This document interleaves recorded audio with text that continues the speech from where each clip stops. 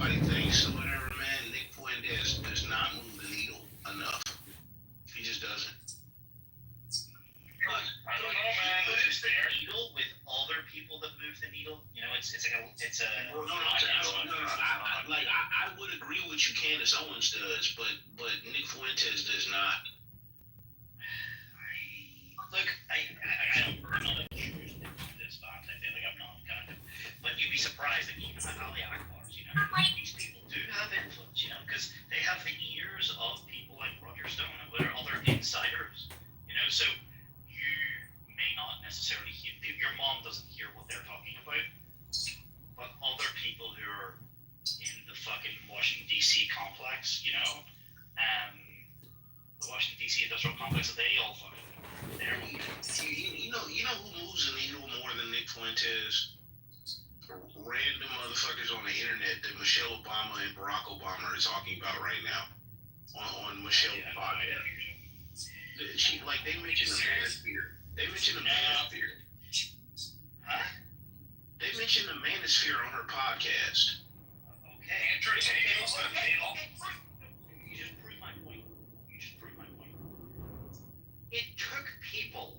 It's always, see, this is what I am on calls. I'm a fucking battering rapper, okay? Diego wants to go in and tap dance with the Jews and whatever, okay? And I smash the wall of the fucking Overton window, and by doing so, I create that space. There's a vacuum then that's created, and it has to be filled, and that conversation that fills it is only possible because people like me have been so destructive. Now, we individually don't create huge amounts of change, but the people that then are, you know, sucked into that vacuum, okay? So Michelle Obama and these other people have been sucked into that vacuum because there were people in fucking 2005 and 7 on the internet talking about the, you know, the red pill movement and men's rights and fucking feminism, right?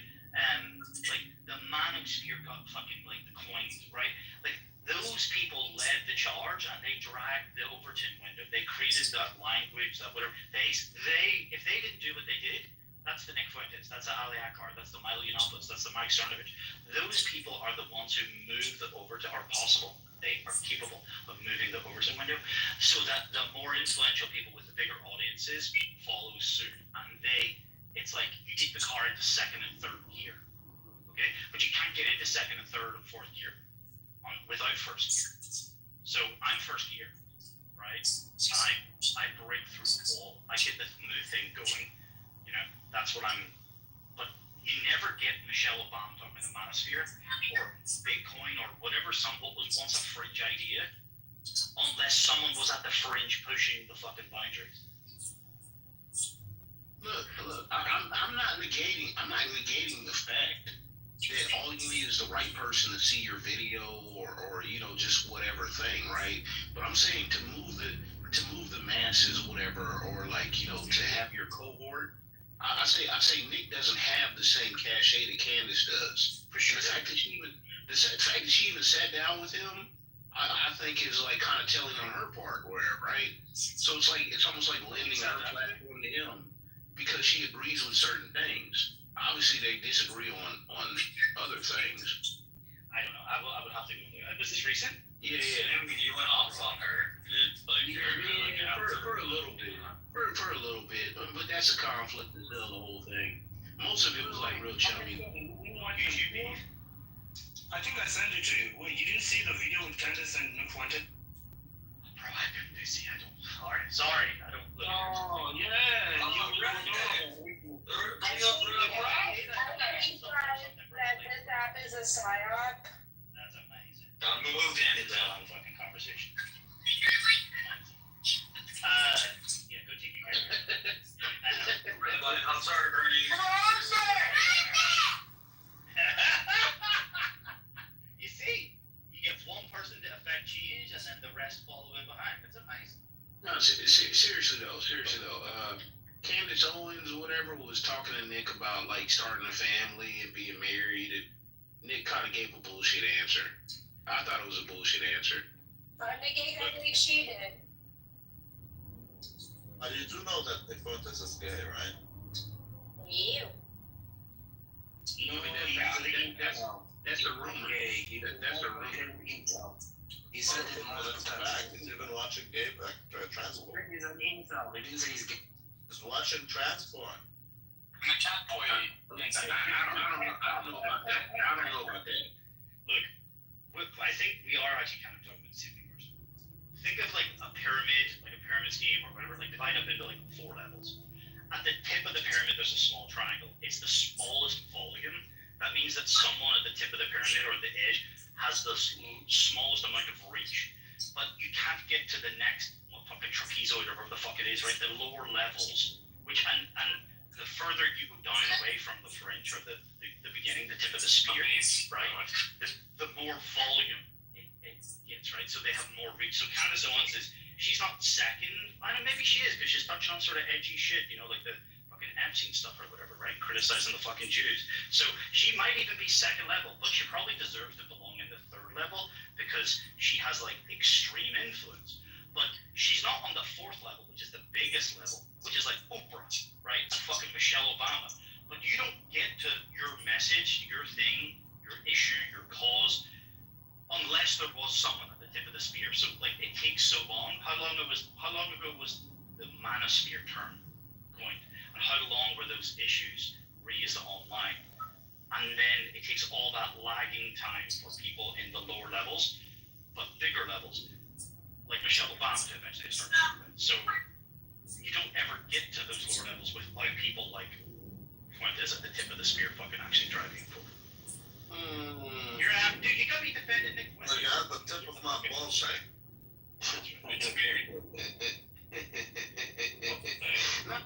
You're really not defending him though. It's the idea, and he's just an avatar for the idea in this particular situation. It's just the kind of thing.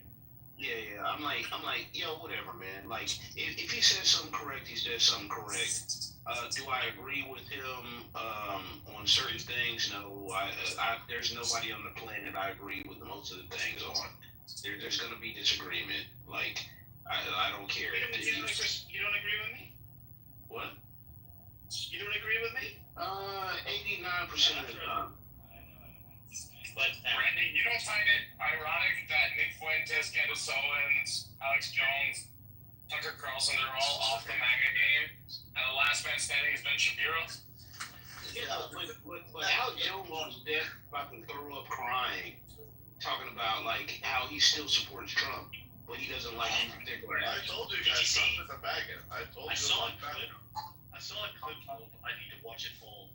Jake was like interviewing Alex Jones, and Alex Jones like finally like cut, or what, not cut, but he kind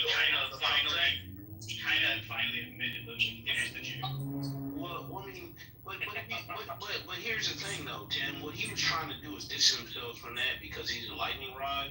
Because he knows like saying certain things for him gets exploded. But Owen Schroyer's been saying that pretty much the whole time. No, when he got the okay from Alex, though. Yeah, but Alex did that a while ago though. Because Owen's been on that for at least 2 years. So I return 2 years, come on. At least 2 years on the InfoWars website, man. That's a big deal. But okay, Randy, then explain this. Why was Ben Shapiro a never Trumper, and now he's the last MAGA standing? He's the last one. I'm asking you Someone needs guys. to make like a little cartoon of him. I'm more interested in if you guys are still on the Trump train. No. I'm off it. I jumped off. Wait, no. You just told us you were MAGA. You just told us you were MAGA, Diego. I was never on it. I don't know, guys. Come on, man. I just wanted Trump to get race cut and just print money. That's all I can. Amazing.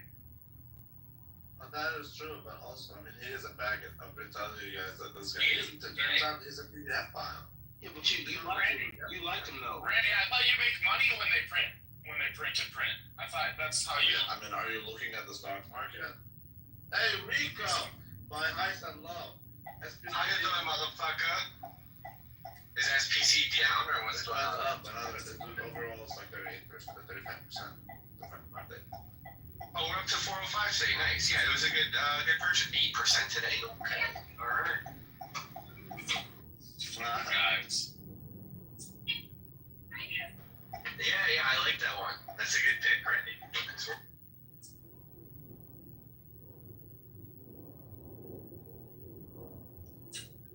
Randy. That was a very good call, yeah.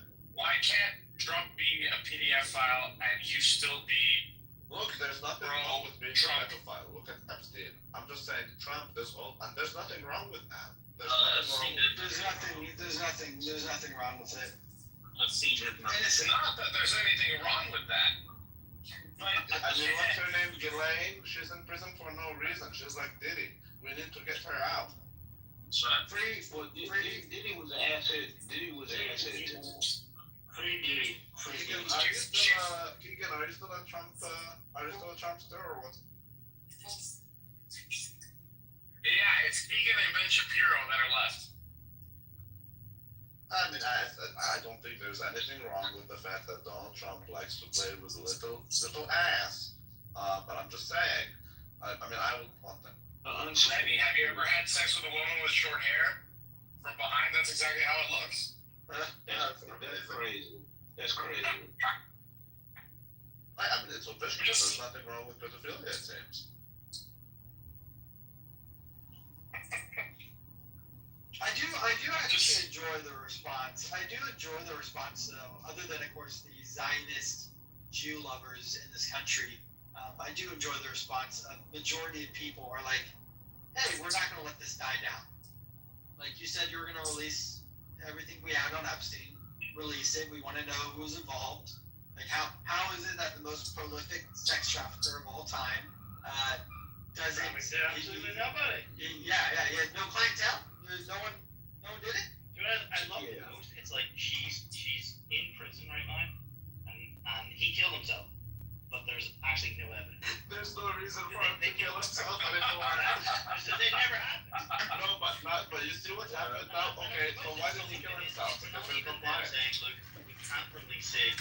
You know, we're continuing. It's going to take another year or so. They're not kicking the. They're just saying no. The reason he killed himself is because the Democrats created a hoax, which would have been worse than death for him.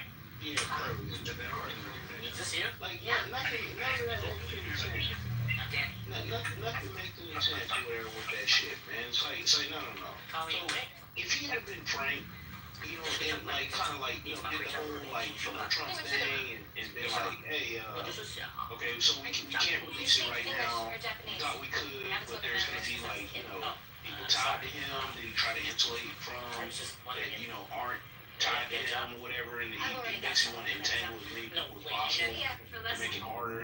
That'd been one thing, but to sit up here and just be like, oh, it's a hoax created by the Democrats, and then there was, I mean, this motherfucker, like, he was on Lifestyles of Rich and Famous through George W.'s fucking administration.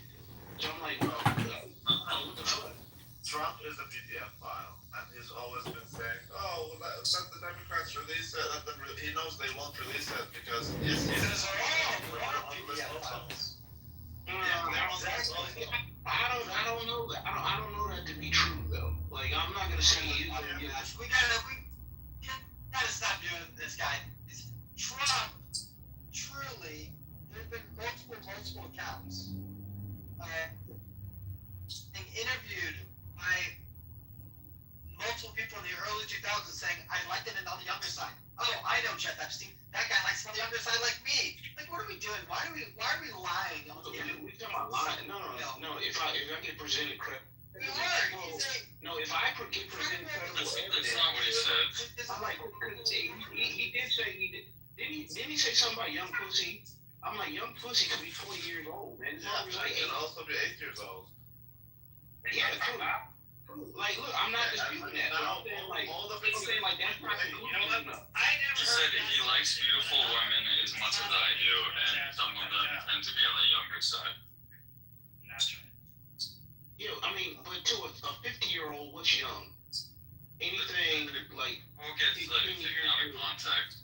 Guys, let me say it this way: an 8-year-old is young to everybody. Okay, not the 7-year-old. So I'm old. That's Not the 7-year-old, Randy. Yeah, Here's 7-year-old. Here's If a 7-year-old fucking 8-year-old, it's not a big deal. Here's Donald No, it pretty much is, man. You don't want 7-year-olds fucking 8-year-olds, man. That's crazy. Here's in 2002, Donald Trump's quote about Jeffrey Epstein. I've known him for 15 years. Terrific guy. He's a lot of fun to be with. It's even said that he likes beautiful women as much as I do, but many of them are on the younger side. No doubt about it, Jeffrey enjoys his social life. Yeah, And where was exactly. that? Where, Okay. You took it out of context of the magazine. It's a harmless quote. Well, Yeah. didn't Trump And if you read Okay, if you read the whole article, which I did the other day, it's kind of funny because all of them talk about how Epstein is like this quiet, reserved guy who doesn't do anything. He's just very wealthy, doesn't like to go out, and then Trump's like, yeah, this guy loves to party. you're gonna use that EFC right now, but like, who is it that typically says like, oh, I like that old pussy? Your granddad. Nobody. Oh. Yeah,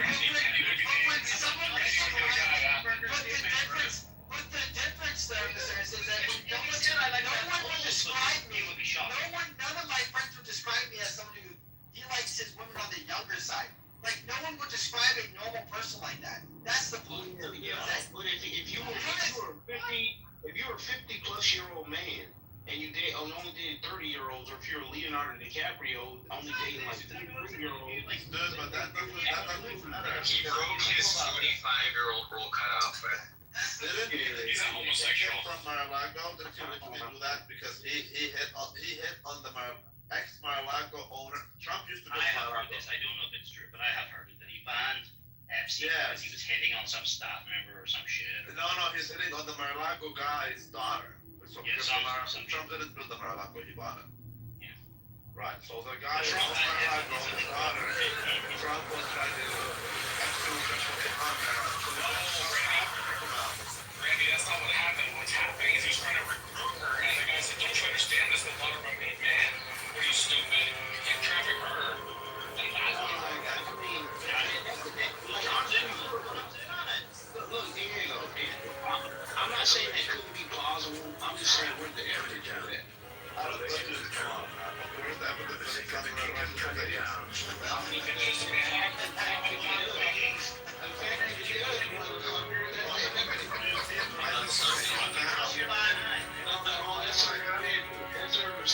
don't think it's not right from the east right now.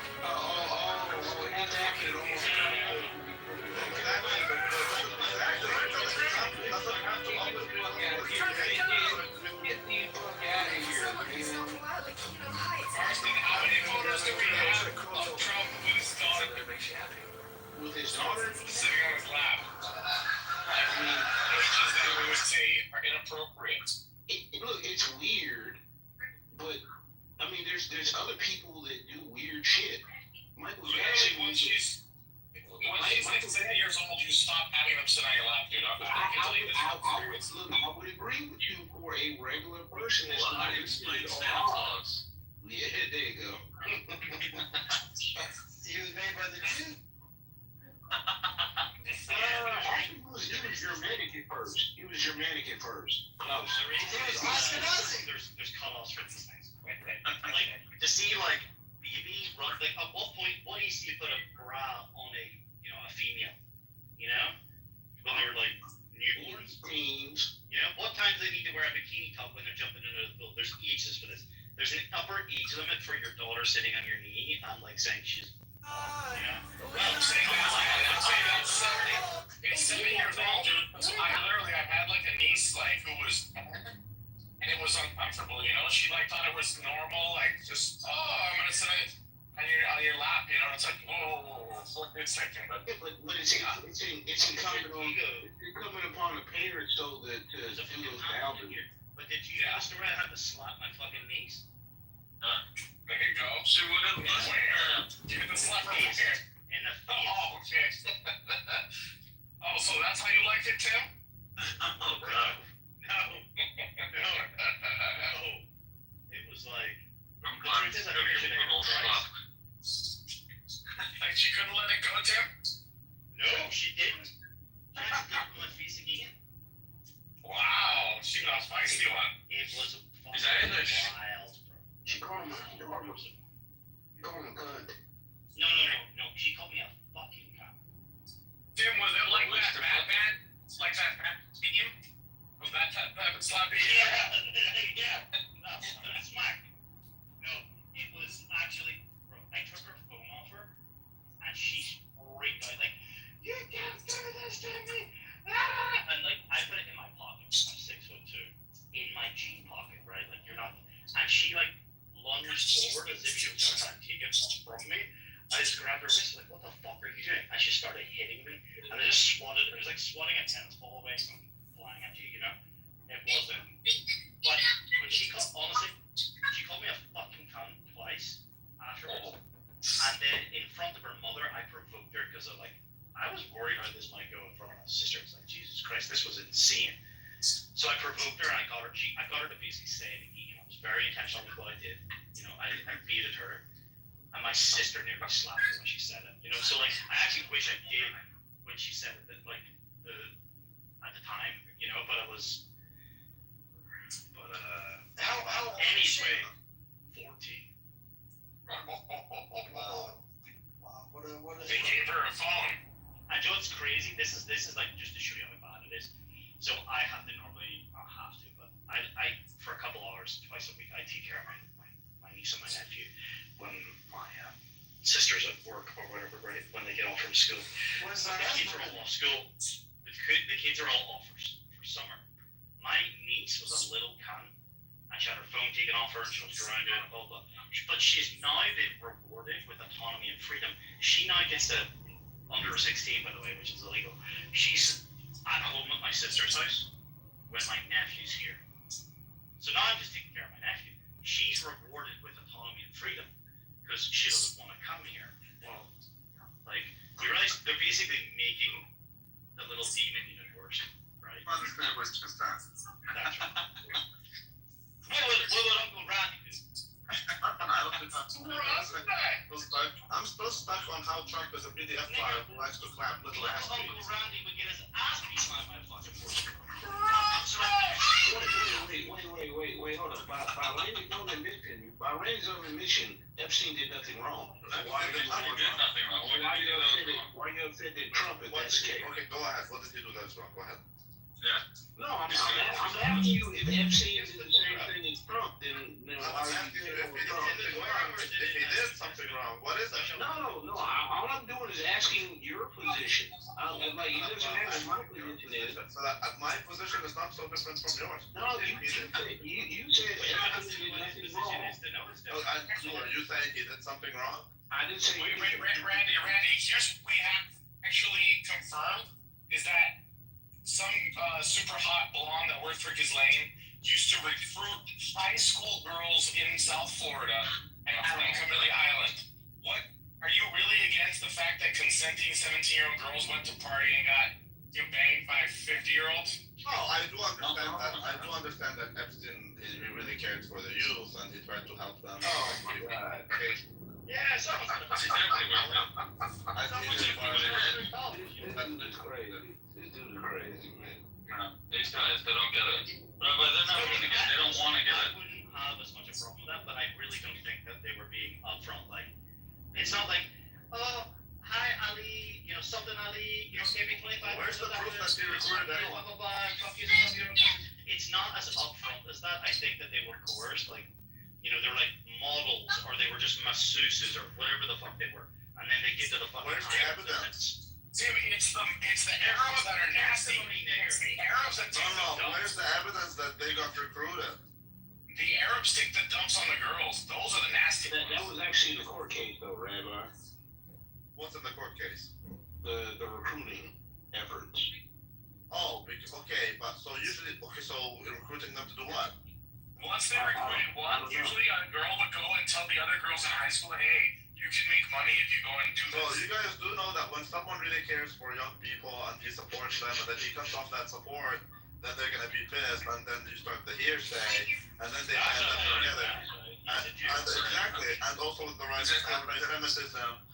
Okay, tell me, if they were recruited, what do they recruit?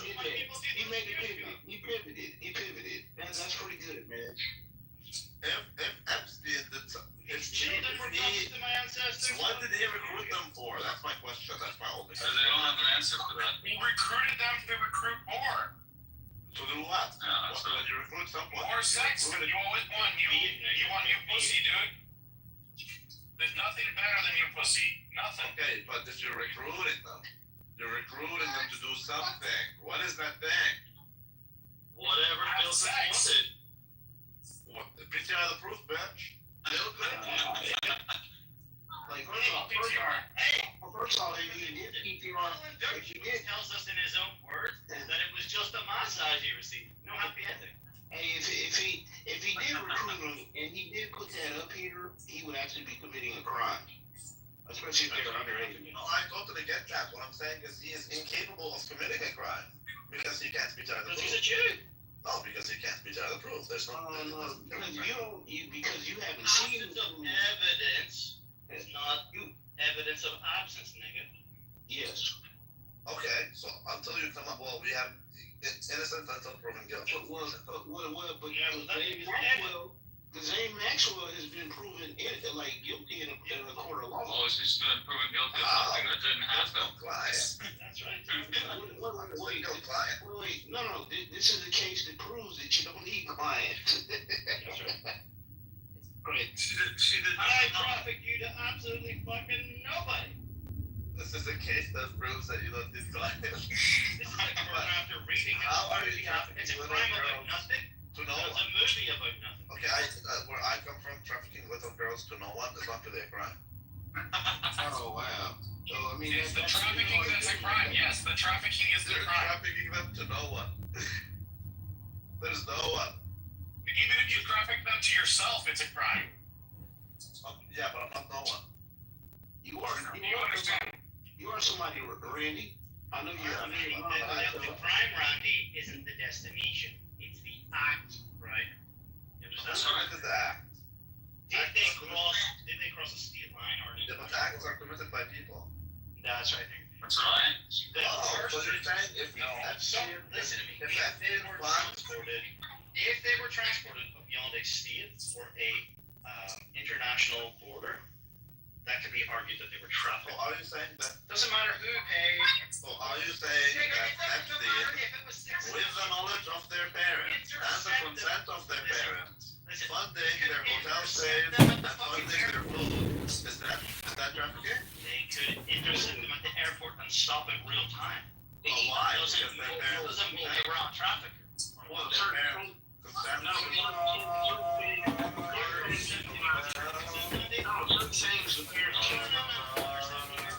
parents consent. Their parents consent. I'm sorry, their parents do. Yes, they do. You can't tell it alone unless your parents consent.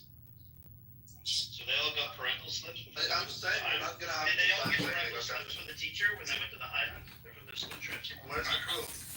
Exactly. Randy, where are the parental consent forms? The fact that they don't. Jew. Is Randy Jewish? When you travel, He's an honorary Jew. That's it. Travel, that seems. They're conservative. Jayla says you can smell it. Kids can't just travel. Jayla They can't says just you travel. know says she can smell your Jew. No. When you're with a kid, you even have to prove that you're his parent. The kids can't just No. travel. Unless it's the Mexico to US border. 16. After 16, they can travel alone. If I'm not mistaken. But before 16. You know, I flew alone when I was like, Yeah, but I flew alone respectfully, when I was flying 8 from years old. Dublin to Belfast isn't really flying. Nigga, I got my passport or child passport sort of thing. You're not old enough to remember this. Once upon a time, you used to just be able to fly, and your parents just took you on board. I don't know when your parents had fucking passports. I flew alone internationally, and I know where the fuck I'm trying to tell you. Nigga, it's All child I'm trying to passport. tell you is, if you Years old. traffic Listen to me, people, I'm gonna you tell you traffic something them to funny. someone. I'm gonna tell Do you something something. fucking funny. Pingin' Musa. Okay, but then you traffic to nobody. I got a Do nothing. before child passports were created. Do you know what that meant, nigger? When I was 8 years old, I got a 10-year passport. Until I was 18 fucking years old, I had a photo of me as 8 years old with a fucking side part. These are the proof first. I've already done it. I can't do my PTR. But it's Exactly. Yeah, that is it. I want to see 8-year-old Randall Simpson. That's right. Oh, child. Lou might. Well, there's nothing wrong with it with this tap.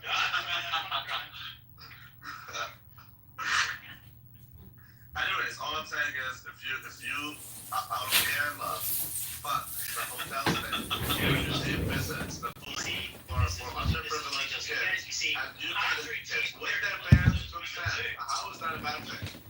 Andre Keith cared for those women too, but you know what he says? He says that if you buy them a fucking handbag and then they change their fucking mind, it's human trafficking.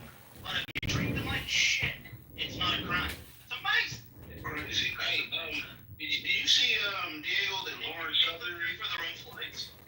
If you pay for all their own shit and you fuck them up and like whatever, it's not a crime. But if you pay for their flights and you give them nice gifts and you treat them well, like little Robbie here was trying to say, they give it's human trafficking. Well, that's why Diddy got fucked up with those 2 charges. And like, I believe it was dudes that he flew out to Huncho and Cassie, which is crazy. But isn't he out? No. Like they stated that he had to stay in because of the physical abuse, which he was not charged with. So I'm like, how the fuck does that work? You weren't charged with something, but they use that as a pretext to keep you in jail. And I'm not defending Diddy. Last man down. I'm not defending Diddy. They killed Epstein. I'm that's crazy. It's the same thing. Because if Epstein went to the court, he would have been able to prove that he did nothing wrong. No, but he got found guilty years earlier though. He got a sweetheart deal. No. It was a similar kind of thing, but they got a sweetheart deal because the prosecutor was like, "Hey, this dude's intelligence." That's right. Was he just trying to say he's an Ashkenazi Jew, like he's intelligent? Is there any proof that Alex Acosta actually said that? Yes, nigger. Well, I thought it was reported from. I tried to find it. It might have been scrubbed. It was secondhand. You saw the video of I've it? been hearing the Jews. I thought I did actually, but Well, I thought it was the Berenstein Bears, but I believe it is the Berenstain Bears. I also thought that there was a movie called Kazam that was starring Shaquille O'Neal, but I don't think that movie ever existed, did it? Sorry. Okay, you get to go, fucking stupid bit. There was a movie. Now it's my turn. It's Jewish turn to go. of course, and you believe there was a movie called Kazam that we're saying? There was. He was a genius. He was a little white boy. Go look it up, bro.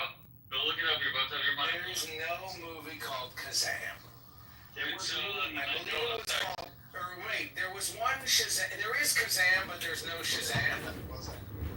There's either Kazam and no Shazam, or there is Shazam, but there's no Kazam. Either or, there was a movie where Shaq played a genie. I do remember that. I believe that was called Kazam. It was Kazam, yeah. Okay, so I fucked up my own point, but the point is, I forget what the point. That's amazing. Acosta. Smart.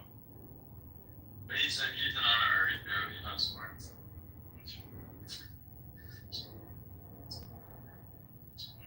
What do you mean, except for the degeneracy? Where's your book, Zach? That I'm gonna. Oh man, you're actually being a very good friend to me. The fact that you've asked me about this several times is very endearing. I feel supported by you. I need to do that. I'm driving right now, but Always excuse. I appreciate you asking me about it.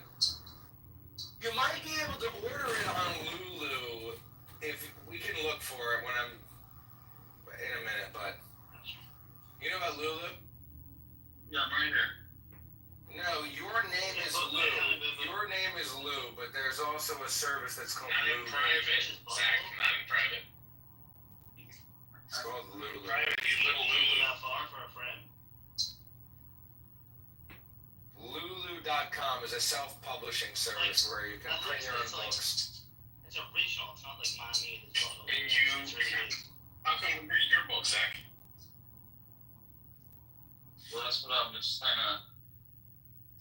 Finding out. He's like, oh, I'm an author. I wrote a book. I said, all right, well, send me. He's also a I'll buy fucking the book. rapper.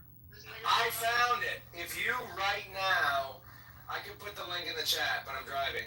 But if you Google pages and alright, I'll put the link in the chat. Put the link in the chat. Can you just send us the free PDF, please? Where you're Put the link in the chat. Oh, there's no chat. There's no chat. The chat is off. Activate the chat. Can we get a free PDF, please? I don't think I have access to the PDF anymore. I think it's from an old computer, possibly. Kill himself. There you go. Chat is activated.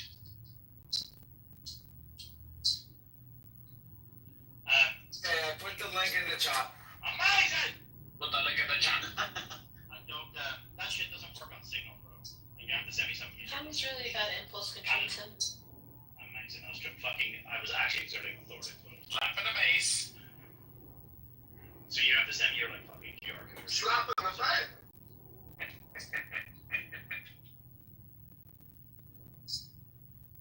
Tim was slapping her face. To be fair, it was like not. It wasn't like it was like on the forehead. It was just like, what the fuck? Did she give you a gaping mouth face, like where she was like, she can't believe you just did that? No, but there was this like, it's like when a fighter gets rocked in the jaw and the lights out for a split second. There was this momentary like recalibration going on where it was like, as Lou worded it, it's like you'd fight the laws of physics, like, wait, you're not meant to hit me. That's not meant to be possible. You know, like she was hitting me, like it hurt as a 14-year-old, but it was just like reflexive. You're just like, what the fuck, like, and but it was like it never occurred to her that it may be possible that she might get a slap in the fucking face. And Slap in the face. funny. And also, like, the nose is very sensitive, so like I'm sure one of my fingers may hit her nose, and it was just funny to like instantly watch the like. And then the fucking tears just start coming. Like it was fun. You know, I shouldn't have been thinking that was funny, but it was fun. There you go. But she fucked around. She's fine. Saying, Like what the fuck? for the future, why? Oh, I've done worse than that. But they asked me to do that. Zach, have you ever hit on her? We all scream for ice cream, Tim. That's right. That's right.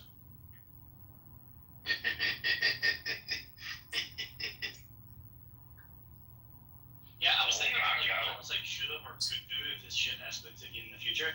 But I realized that I'm gonna stick her. Bella has like a big oversized crate. Like I think I'm gonna put her in Bella's dog crate. Oh shit. Yeah. Because if I put her in the fucking bedroom, I lock the door, she'll like fucking wreck the furniture. You know, she'll go schizo and break the blinds or you know, something like that. So fuck that bitch. Tim, did you see the CEO get caught at the Coldplay concert? Yeah, the Coldplay concert. Do you think that he got set up? Do you think that was a setup? Like someone did that on Bro, you purpose? want to Probably. believe every fucking conspiracy. That one I'm just might saying, be it's the one. type of thing that. No one forced them to stand in public and like, you know. No, of course not. No, of course not. No one forced them to do that.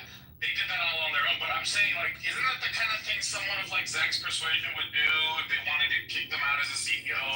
Okay, but that's assuming a lot of things that would go right, et cetera, and that they would be in a position to actually have that control and so forth. What it is, it's like at scale, everything is true, right? Like in the realm of big numbers, you know, someone's gonna have fucking big vagina, okay? But in a group of 100 people, that's not you get that. Are we talking about that again? Happens, okay? But you know, you get a big enough group of people, like someone in there has done X, and like that's almost certain. So just the law of big numbers. So when you have enough concerts over enough days, over enough weeks, months, years of a career, and then you have many artists and many different events and fucking venues all around the world. Like, how often have you ever seen something like that happen? Maybe it's How do you know it was how did he know it was an affair? Why did he say that because specifically? they look guilty as fuck. Yeah, because like they immediately hit their faces, like shame. Oh, you saw the clip? The guy literally ducked down to get the fuck out of the camera shot, and the woman turned around, covering her face, and she went bright red. And her friend that was standing beside her was just laughing, like nervous laughter. And Chris Martin was literally said, she's either really shy or they're having an affair. Like he just it's a joke. It's a joke or whatever. That guy's a CEO. That guy's probably gonna get like, that guy's getting replaced by the board. You know, Yeah, that he's guy, lost like $60 million. Oh, like that's like it's a nearly $1 billion company from what I remember seeing, right? PDD, we were talking about this. So it's nearly like, it's like a $700 million company. You know, he owns like, he's not a majority shareholder. That means the board's gonna get fucking replace him. He's fucked. And that girl is HR. So they'll probably like quietly let her resign, you know? Or maybe they'll like promote her to a job of nowhere. What they'll do is they'll give her a settlement and ask her to leave. If she doesn't or whatever, they'll try to get her out the door like a year later. Like typically, what they'll do is just give a huge severance package to the underling. Same thing that happened. Get the fuck. Yeah, like the person to fall on his sword. Yeah, big time. Like, cause if you're the underling, they can't get rid of you because It's actually worse because she's like an executive or whatever. She's like, she's rich, you know, and she's the head of HR. If this was like Walmart CEO buying a cashier, like it wouldn't look good, but it wouldn't really be a problem. It's the fact that you got like two company, you know, executives, you know, especially cheating. You know, it's like this is not, it's secret. It's not like it's public in their relationship. Is hopeflation so bad in America that you have to be a tech CEO to fuck with it? No, man. Like anybody's in close proximity to like the other sex for long periods of time, attraction and like bonds like getting broke. You know, he should be telling this. You know, he's never had a water cooler moment of the woman in the workplace. If you just like the light comes through the window at the right moment, the right way, just like her hair glistens, and you're like, I fuck the shit out of you right now. You know, even though you're a 4, but I just feel it. You know, like it just. You never had a water cooler moment, you know? Coffee, you know, in the lunchroom? You'd be like, yeah, that's right, bend over in those tight pants. I'd fuck that ass. It just happened. Oh, shit, we're on a business trip. There's only 3 of us away, and he's away to bed early, and then you end up banging the fucking accounts lady. So where did we land when it comes to Epstein doing nothing wrong? Chill out, man. We're talking about Coldplay. Randy, we're talking about that. Well, I'm talking about roleplay is what I'm talking about. Foreplay. He said foreplay. Listen, Lou share something with me, which is that thing on Signal. Go ahead and tell Tim why he was right. Just go ahead. Oh my god, here we go. I want to find out the number you give me for fucking Signal isn't working. And I'm not letting Signal have my fucking confidence. So, I still move. You have to put +1 before that. I did. +1. I am no sound there.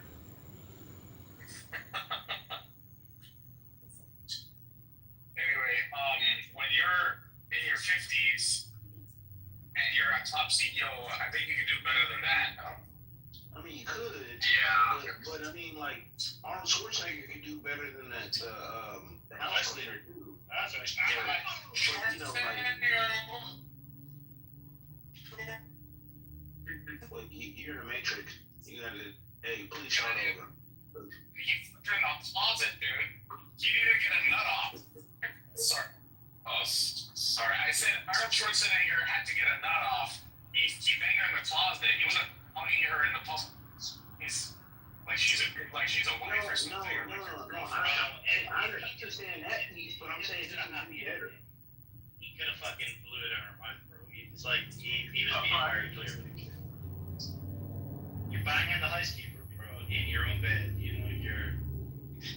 No, you said it was in the closet. You said it was in the closet. You fucked her in the closet. Yeah, but it's probably multiple times though, Diego. Loving her like. Hey, Diego, it's probably multiple times. No, dude, you don't know third world wounds. They get pregnant like instantly, bro. No, I mean that's cool and all, but it probably escalated, right? So she probably like, you know, gave him like, you know, some occasional every now and again, and then he's like, yo, I want to go up in that thing now. Okay, alright. I mean, you're thinking like your Carson here. No, but I'm like, but get this. Okay, he messed with the housekeeper, right? That's easy access. Nothing wrong I with was like, well, most people do not mess with like like within reason, like a chick or whatever they can get because hey, the blowback that might come from it. This dude's messing with the housekeeper. But we're assuming He probably have been doing that for a while. Whoa. We're assuming that he instigated it and she didn't. They'd just be crazy too. No, I'm not saying that. Okay. She was divorced. She had just got divorced. Married? No, she just got divorced. And Maria probably wasn't giving him none. That's right. Maybe That's true. maybe the CEO was the reason for the divorce, bro. Maybe she was like, we have no idea. Maybe like he was gearing up to leave his fucking wife, but they got kind of caught, Yep. It's happened on before. company trips on the company expenses. Yeah, it's happened before. Well, it's just the business very wrong. How many CEOs or executives have married a secretary? The GPD. That was a common way to meet your wife, man, back in the day. That's right. She is yours after all. And then leave that secretary for another secretary, like in Mad Men. That's right. Trade her in. Say, hey, Fired and divorced. like a lease, right? What? Trade her in.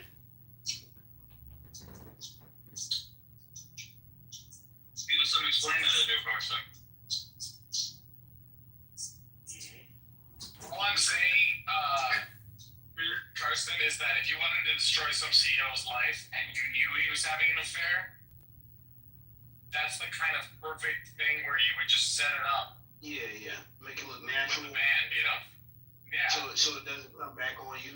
But then Not again, make it go viral, you know what I mean? Viral is what you need. He's not gonna lose his equity in the company. Like he's a. Although he's like, I don't think he's a founder, but he was given read this out on DVD. He was given like a founder level equity package when he joined as CEO. Wow. interesting. Very interesting. So he seemed to have joined later, but then because they wanted him or whatever, so he'll still have a position on the board, being that level of shareholder. They might do something where he kind of has to kind of just step away and be like a quiet partner, and then slowly over time, like Jeffrey they'll buy the stocks. They'll Look buy at him the when he stocks. become like, why did the guy have to step away and do again some pussy? Like it's just some guy. I mean, Because he's not important. He's not a real man. He's not, white. He can't smack his bitch up in public in a club and be like, fuck you, I ain't going nowhere. It's my fucking company. Dina didn't do shit. Dina didn't go nowhere. And he smacked that bitch up in public. yeah, but Dana White is the brand, though. It's much different. That guy's probably I not the know, brand. it's like, White is the fucking UFC, right? Like, he is a cult of personality almost around the UFC. The UFC would not be, not only what he has built it to it currently is, but the UFC without Dana White would be kind of, like 80% or 70%. There's a big Dana White factor in it, right? So, but the CEO that nobody fucking knows their name is completely interchangeable with another CEO where no one knows their fucking name either. So that guy's problem is he's a fucking nobody, This is why no one will ever remember your name, because you didn't smack her in the fucking face and say, fuck you, I'm not going anywhere. Right. I I love that meme. It's like the Brad Pitt is fucking Troy, isn't it? That's why no one will ever remember your name. Yeah. But the reason why, this is so funny is because it seems like a natural thing, regardless if it is or not, Diego. It was Donald Trump's later Secretary of Labor, who was then U.S. Attorney in the Southern District of Florida, who took care of it for Jeffrey Epstein and took what was a prepared 60-count federal indictment to throw the book in them for this complex human trafficking, sexual abuse of minors. I've been listening rather carefully, and I'm a little bit concerned that T-Robs here got such satisfaction after hitting his niece in the face, and now he wants to put her in his dog cage. Let's just say something doesn't seem quite right here with Tim. Tim, I know it's probably Friday night over there, but be sure tomorrow to take your medication, read a good book, and take your fucking ass to the gym, you sick, twisted, demented fuck. I got a question. I got a question. Look, I got a question for the room. Everybody, Please, questions at the end. no, this is the end. The end is here. Please hold on Mr. questions to John, the end. I exclude y'all from this question. To the rest of the room, though, who is more apt to be on medication, Tim or John? The bipolar thing. I'm going with Tim on this one. He left. Well, it's a typical Schwartz question when you have nothing else interesting to ask. Oh, okay. All right. Cool. I mean, Karsten, how likely is it that you're on medication? I don't know, man. Based on what, though? Based on what? Actually, this is a whole room of medication people. Oh, it is. Are you vaccinated, Karsten? I am not. Are you boosted? No. To be boosted, you don't have to be vaccinated. You sure about that? Because is there really any difference between a vax and a boost? Guess what? It's a different word for the same thing. Why don't you give us a little preview? T-Robs was an Irish potato snitch living in Northern Ireland, using social audio chat apps to talk about beating his younger niece and how much satisfaction he got after he slapped that little cunt in the face. And now he wants to put her in his dog cage. What in the fuck is he talking about? Does the man have anything interesting to talk about other than slapping and talking about how gleeful and joyful he got him when he slapped his niece in the face? What kind of a man decides to slap his niece in the face as opposed to actually just like maybe peacefully saying, hey, we need to talk about this and relax? It's not going to slap you in your face and put you in my dog cage. Then come on a social audio chat app for 30 minutes and jump around like an excited little child talking about slapping his niece in her face. John wants Tim to put her in timeout when she's lunging toward him. That's during Just wanted to provide a recap on the room. I got shit to do today. Fuck off. We have said, like, once the judicial branch breaks down, because we were already talking about how they move when it comes to presidential immunity. I said, once the judicial branch breaks down, next is going to be the press. Like, this is ridiculous.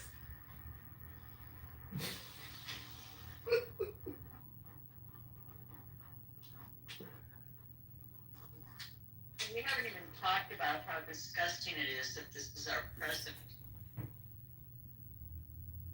We're alienated. Yep, until he's gone.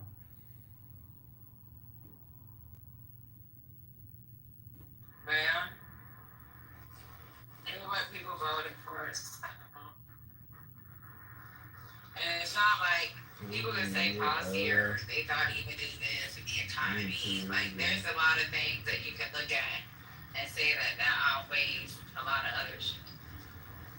Like someone that's constantly lying. He was lying in the first administration, and they played back video where he straight up lied, and he will hold to a lie. What's going on here, y'all?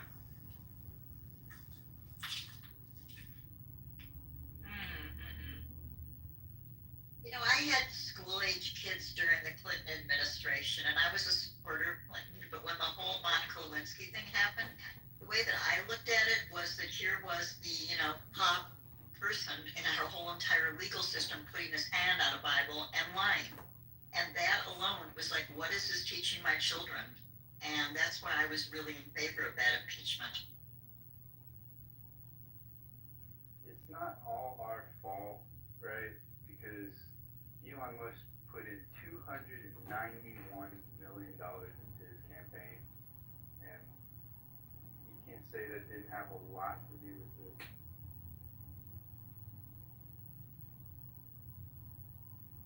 why Citizens United is a failure.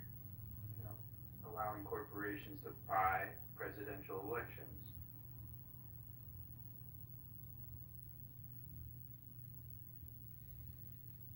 It's a very misleading bill, just like Big Beautiful Bill. Citizens United, Big Beautiful Bill, strips us of more rights.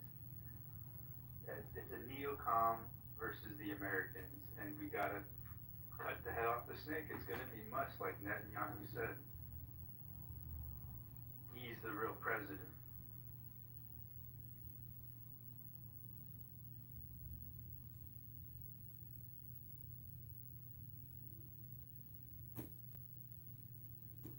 Patty, is that clip that you were playing, is that about the letter or is that about the Epstein files? I came in mid.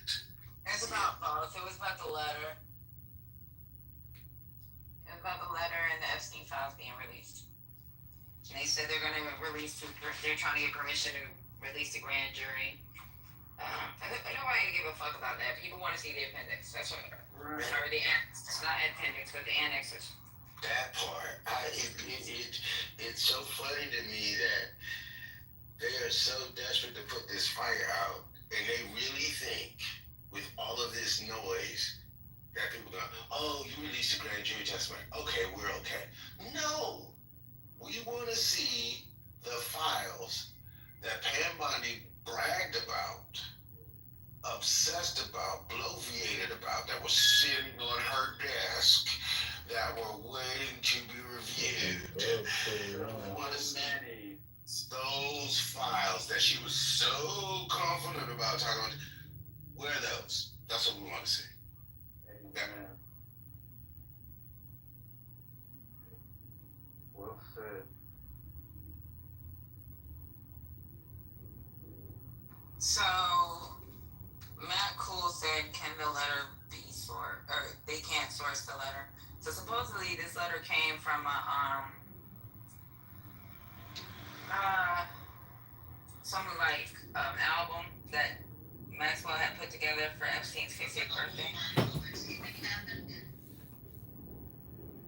And there's reports that says the Justice Department reviewed that letter, so. Patty, did you see that as soon as he came out and made that comment, I don't even draw. I don't even like drawing. I didn't like drawing in kindergarten. Then all of a sudden, everybody just started spewing out all of these doodles that he does, and he sells a doodle to charity like every year. I just thought it was hilarious. That was fun. Yeah. Lying about drawing and be selling. Fuck out of here. I don't draw. I don't even know how to spell. I don't write letters. What I think is we're seeing this. We don't know all the things we haven't seen. Well, there's too many people that have been talking on how fucked up the administration was in the first administration, and they're more in fear of a second administration with loyalists. So, not saying that they weren't loyal in the first administration, but at least a lot of them didn't want to go to prison, so they wouldn't fall in line. Either got fired or so. Well, for sure, but imagine, for example, if they uncovered a little letter that he wrote to Putin, and suddenly, this becomes a national security issue. I mean, there's just, this thing happened to slip through, but we don't know how much stuff is out there that is compromising. Well, we do know from Lev Parnas' confession to Congress that there's a lot of shady shit going on in the administration back then. Well, and I'm sorry. Mm-hmm. Whether you want to believe Lev or not. The reason I believe Lev is that I don't think he has anything to lose, frankly. I mean, he did his time. He has been on the inside. And so, I look at what his motivation is. I look at what his risk factor is.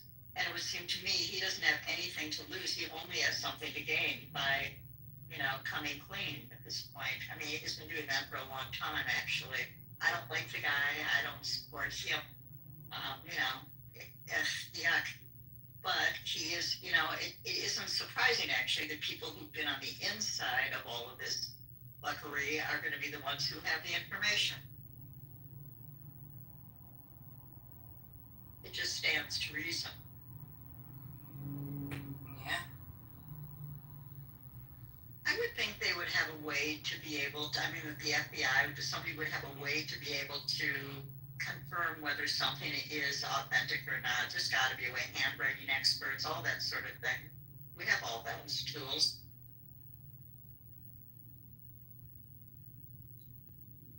And the DOJ definitely has those tools, so they know what's real and what's not. And I believe he does too, so.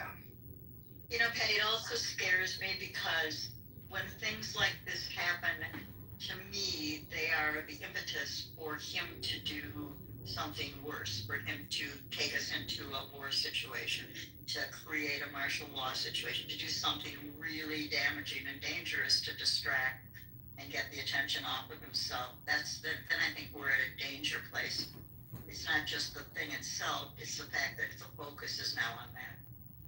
Hell, that's my biggest fear, is that he will get cornered and he will just randomly start a war. Right. To actually say, well, we can't have impeachment hearings because we're in the middle of a war with the enemy.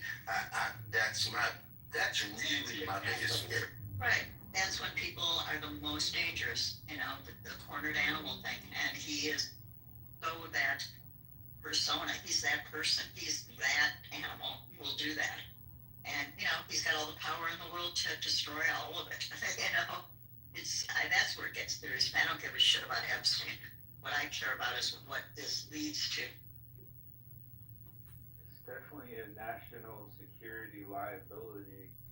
You look at Netanyahu with the Syria bombing. He was under trial, under fire for war crimes against humanity, facing a life sentencing, and just like you iterated, out the fact that they were able to do that, he was able to get out of sentencing. So it is a playbook play they're going to use if we don't get ahead of it. Well, it's the way to not have elections. This is, I believe, I don't know the law on this, but I think I'm right, that if a country is at war, you do not have to have elections. You can decide to not have elections. I think this is all part of the plan of not having elections. Yeah, that's, they have to have elections. She's right though, like if he gets away, if he can keep dodging cases and keep dodging the courts, he will use that, he will pull that card. No, you have to have elections. We're 3 years out. We shouldn't even think like that. We need to focus on one thing at a time. He has more than enough evidence to be ousted, just like Netanyahu. So, the whole reason for October 7th was because of the uprising of Israel against Netanyahu.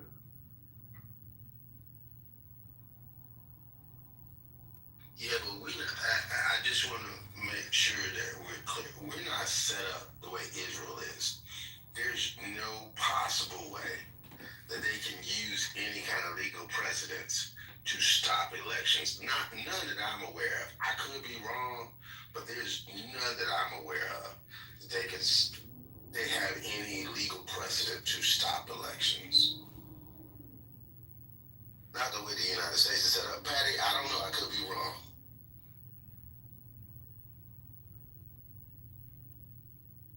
Sorry, I just looked it up, and what I'm reading here is 47 U.S. Code 606-4 powers the president, and what it says is during the continuance of a war in which the United States is engaged, the president is authorized to cancel elections if he finds it necessary for the national defense and security to direct that communication as in his judgment may be essential to the national defense and security will have priority with any carrier subject to this chapter He may give these directions and for such times as he may determine and may modify, change, suspend, or null them for any such purpose as he's authorized to issue orders directly or through such person or persons as he designates for the purpose through the commission.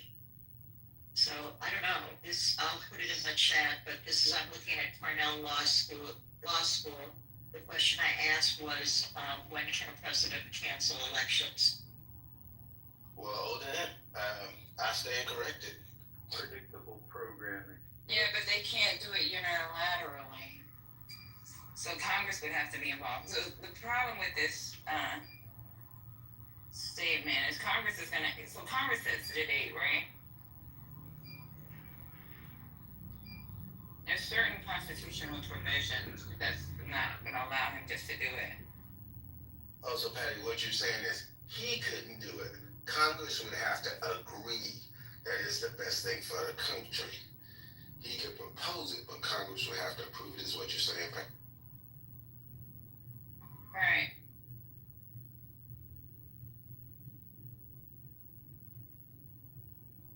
Just like Congress. I mean, they voted during the Civil War. We voted through wars.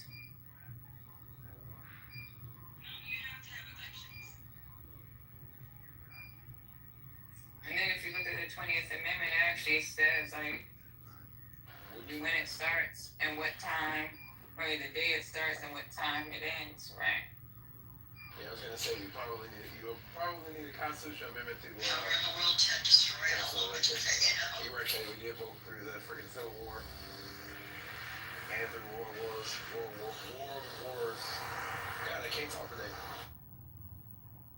It's because it's hard to compare this administration to any administration. We're watching them do unprecedented things against the Constitution, against our national civil liberties and rights as citizens and veterans. So if he's willing to step on all of our rights and repeal rights, if you give him an inch, he's definitely going to take a yard. For 3 years, we don't have time to guess, is what I'm saying.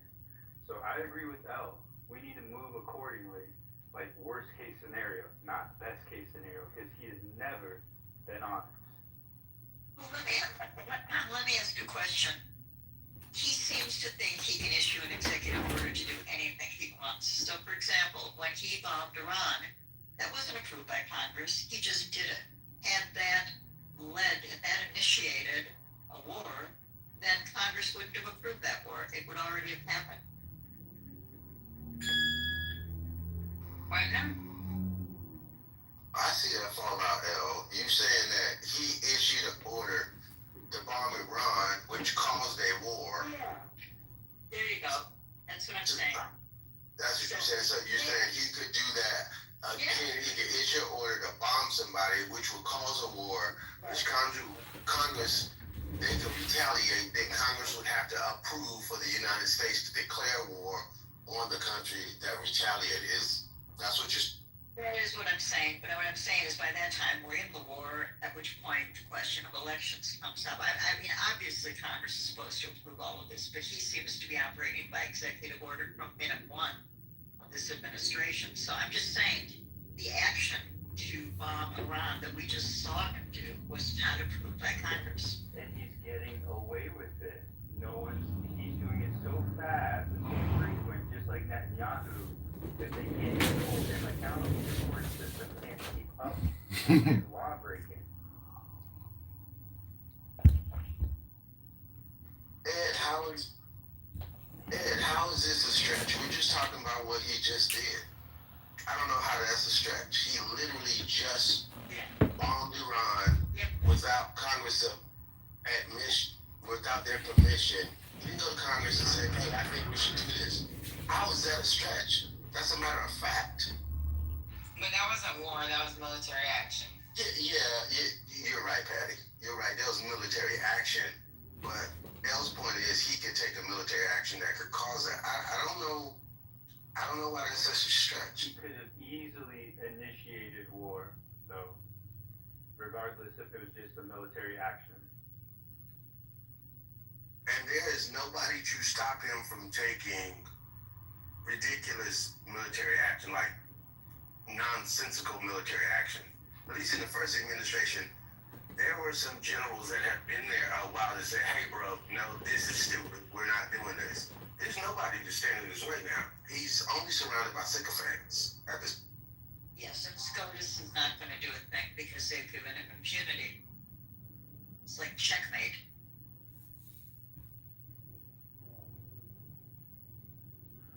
I mean, the only thing that needs to be done is a 9/11 type attack where somebody from some organization from a different country to do an attack that causes property and civilian lives, and we will retaliate.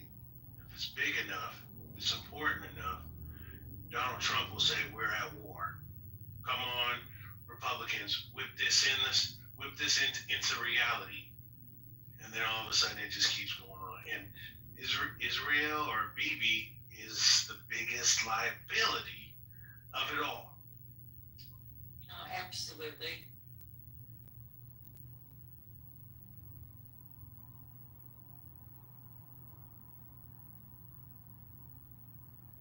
I just keep going back to the fact that, since 2016, all we've been hearing, he's not going to do that, then he doesn't. He's not going to do that, then he doesn't. He's not going to win, then he wins. He's not going to do this. He's going to release his taxes, then he doesn't. I mean, literally, we have all these years of all of these things that you guys are fear-mongering. He's not going to do that, and then he does it.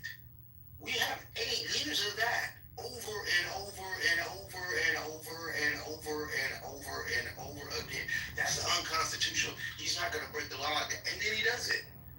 I mean, how many times are we going to get slapped in the face?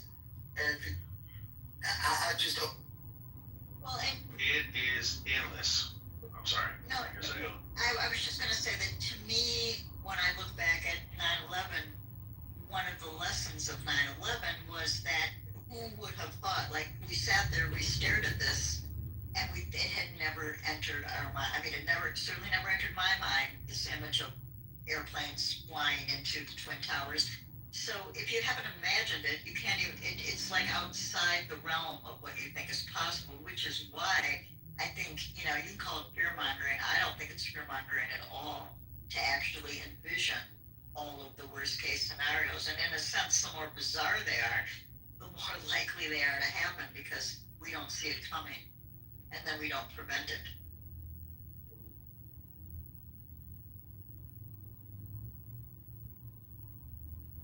Exactly. And to that point, Liberal, I do want all of the Democrats, all of the Republicans, all of the people in power, all of them exposed. Every last one of them. Democrat, don't matter what party they're in, I want everybody exposed. And I believe most people that are independents and Democrats want the same thing. The scary thing is we cannot clean house on the Republicans and the Democrats without cleaning Trump out first. If you do it the other way around, all power will go to Trump. You need to do him first, and then you can clean house, and then you can replace it. Because that vacuum, if you clear out everybody else first, then it's a fucktard sandwich. I don't know if I can say that, but seriously, it's a power vacuum, and he's trying to absorb as much power as he can right now. So, just telling you, there's a sequence of the way that we got to do this that will, have him concede his power and reduce his power. If not, he will only get stronger. I agree with Dr. Dam, and a fucktard sandwich is the correct medical terminology to use in this case. Seriously speaking, though, you have to take off the head of the snake. You have to fight the bully. It is on face value, Trump. I would go one step further, and just to be sure, and just to be thorough, must be extracted as well. I don't give a fuck how many black eyes they gave him. I want him out. He never should have bought this election, and it's a huge mark on our democracy in our history.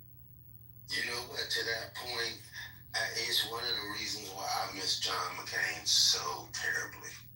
I miss him so terribly because I think he got the closest of all politicians that I know of trying to get dark money out of politics.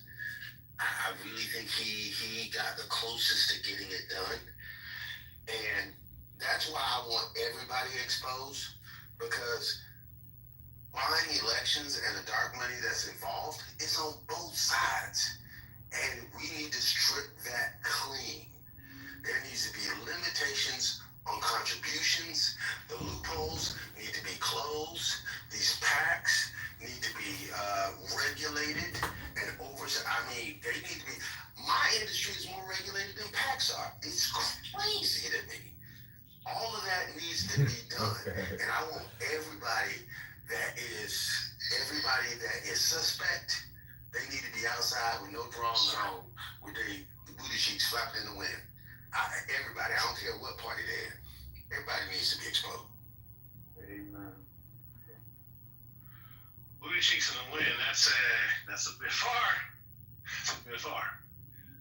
But I understand your sentiment, for sure. It's fourth quarter, you know. It's fair game now. Speak from the heart, speak from the gut, because we need to reach this next generation and let them know what time it is. So, and that is what they understand. We just listen to the presidents, they grab them by the, you know what, they're a bunch of rapists, you know, referring to, well, he's recruiting and selling, basically. Normalcy of this behavior is unacceptable, period. I still think we're headed towards war. It's going to happen, and he's going to be our wartime president. Unless we can kind of shake something, he's going to be our wartime president. He's trying. You're right. That assassination attempt was the biggest rally for him to be the wartime president. And I put a link in the chat. I'll put it back in the chat. But y'all, when you see this link about this different angle, his team, after he got shot, runs right in front of the line of fire, casually, just like it's a WWE event, or, you know, basically it looks like a concert. And you know, when they grab the photographers, like, okay, come over here now, and they position the photographers, that's what Trump's, I don't know if it was a production assistant, it was someone from his administration, in the very low, and they have this angle, and they lower the flag too for that position when he raises his. It was insane, and I've worked on Hollywood sets. It is definitely a rally to make him, as Dan described, a war president. Yeah, I just see how he's my large indicator. Like I hear what you're saying, and I think that's definitely involved. But my push button was when I'm starting to look at how he's shaping the economy, how he's shaping the education system and the economy at the same time, in the way it's looking under the guise of culture wars and the exclusion and deportation of people. This is eerily similar to what World War II was like. You know what I'm saying? They did this for the Japanese internment camps. They pushed people out.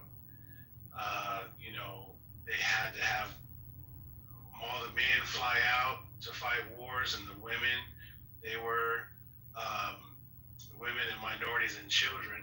They filled the industrial plants. The thing that's missing now is we just need to reindustrialize, and that's what we're claiming that we're trying to do with automation.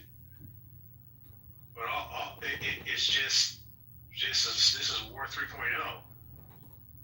We're building up to it, and the fascism that comes in play.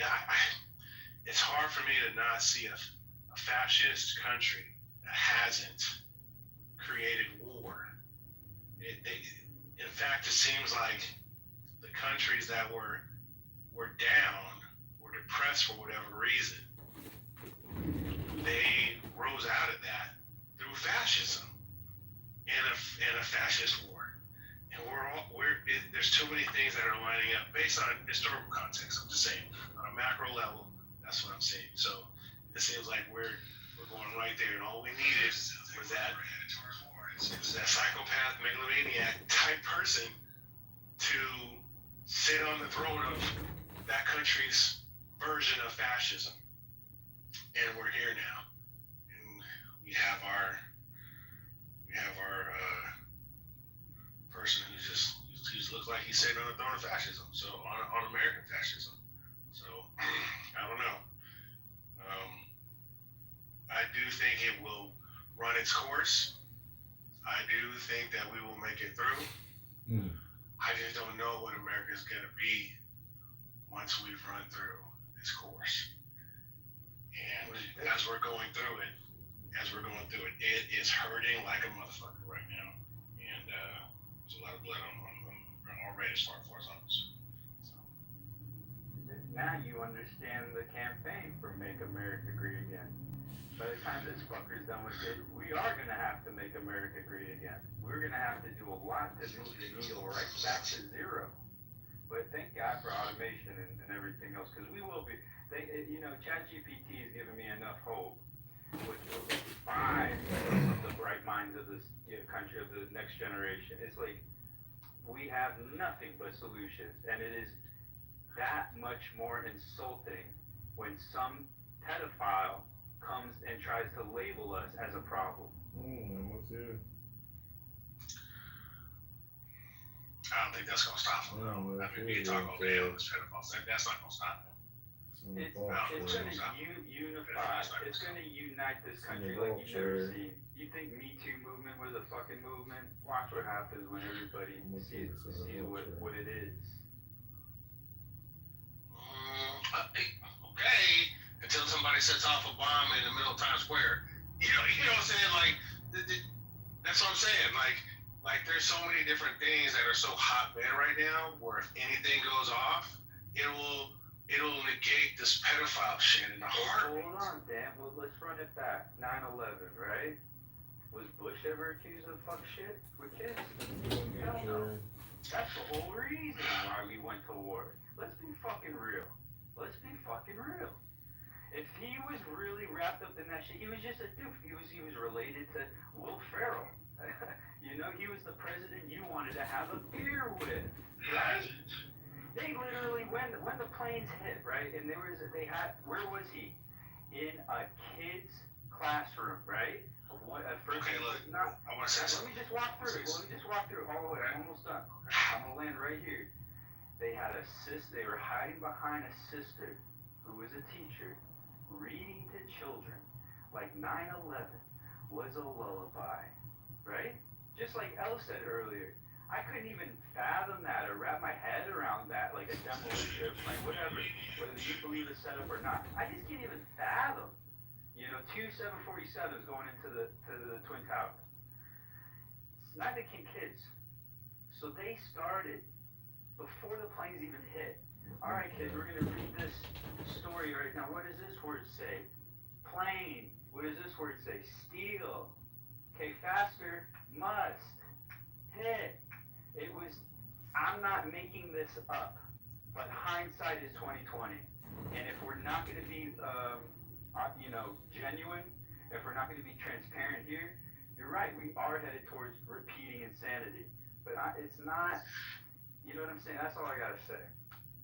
Okay, so let me add one thing just for to add to the calculus of our understanding of society and how it operates. Okay, I've seen and heard there's been if Trump decides to have a come to Jesus moment, he will be forgiven. All sins will be forgiven. And let me tell you why. There's been plenty of churches where the head of their church has been caught doing some vile shit, even pedophilia, right? But they come clean, they take it back to Christ, and then they ask for the congregation to forgive them. And more times than not, they fucking forgive him, and he's back in the role of power. That is the fucking America that we live in, and that's what I'm afraid that we are capable of doing. Of forgiving this motherfucker. If he if he has a come to Jesus moment, an evangelical has already built it into their understanding that he is the sinner that is going to save. It's built in to our understanding. That's where we're fucking headed. I'll rest. I agree with you there. If he was intelligent like a pastor, or you don't even want to say intelligent like a pastor, but if he was intelligent, you're right. That would be his defense. That would be the smart thing to do. But damn, just like you say, the no weapon shall. Essentially, and that's what's really scary is that at least they felt that they had to closet their before. Yes, and now they're just completely open and just, it's so crude. Yeah. We have an anon in the room, and I'm pretty sure it's one of those people that records. Things you don't want here. Can you throw them out? There's not a way to do it. No. Oh, well, all right. Victoria and Andrew and David, it's been great to see you. We will just teach this person to go fuck themselves. Excuse my French. That's indeed what they're doing, yes. Well, but you know what? I mean, I don't. The feature, there's no other feature to it. Yeah. Psychopaths aren't necessarily. Yeah, there is no guardrails against these psychos. Well, you know, I think it's unfortunate that when we have all these discussions about it, and I'm not really afraid of it, but I am sensitive to the people who don't want a room recorded. I want to be sensitive to it, and yet what's so sad about it is we lose a lot of great content. And I think that's the most unfortunate thing. Like, I didn't record that room yesterday, and in one sense, I can see where if you were on one side of the issue, you might not want it recorded. But on the other sense, here was a person I won't even say since we have this anon in the room, but Victoria, you could probably guess who it was, who never steps out, and she stepped out, and I was so goddamn proud of her. And I just wish we could celebrate it, you know. So there's two sides to the same coin, I guess. Yeah. And Margarita, we do see you. Unfortunately, there is an anon in the room who we cannot eliminate. It's unbelievable to me. I can't. Let me just take a look. So, do they have? I wish these anuses would just disappear. I don't understand why Clubhouse has created this shitty feature which just allows people to basically stop their behavior. Hilarious. I mean, I know why they did it. They did it. I would have paid a subscription. Right, to not have them. Well, yeah. Too late. They've already made a decision. So, shoulda, coulda, woulda. It shows me that they had a covert strategy all along to spy on people, and it was the easiest thing that was already laying around in code that they could monetize. This shows me how lazy they are, and how not just deaf, but immune to feedback. I think this is the problem with not having a diverse workforce, is that you end up with these dumbass ideas making it to production. Yeah, and you didn't respond to me, Victoria, when I talked about the feminization, and I'm not trying to be offensive. I didn't even know what you meant by that. What is feminization? What I mean by that is we are true to there are things that are bad, and then there are things that should be intolerable. And I think that when people are doing things that are super destructive, I'm glad you asked that, David, because I didn't articulate what I meant. We're afraid to say this is bad. It's like if you look at classrooms today, my wife makes the comment, she was a school teacher, and I think she's absolutely right, that kids don't want to see another kid get in trouble. Well, that's a problem, because you need to lay down some standards that say these things are not a matter of opinion. We have, yes, we have freedom of speech, but freedom of speech doesn't mean that you can walk around yelling fire in a crowded theater. What do you mean? You said something about the desire space that we should just halt right there. Kids don't want to X, and X was see other kids get in trouble. Yes. Let's just sit with the thing you don't. It's distasteful. What is it that's distasteful? The kid being what you in the other room sounded like you wanted accountability in the adult world. And what sounds like what might be getting imposed upon adults from the desire space of kids is that they don't want to see someone getting punched. I agree. I don't either. I don't like to watch the America's Funniest videos when people get kicked in the nuts. But some people like that shit. Just like this Anon person's here for whatever their own self-entertainment is.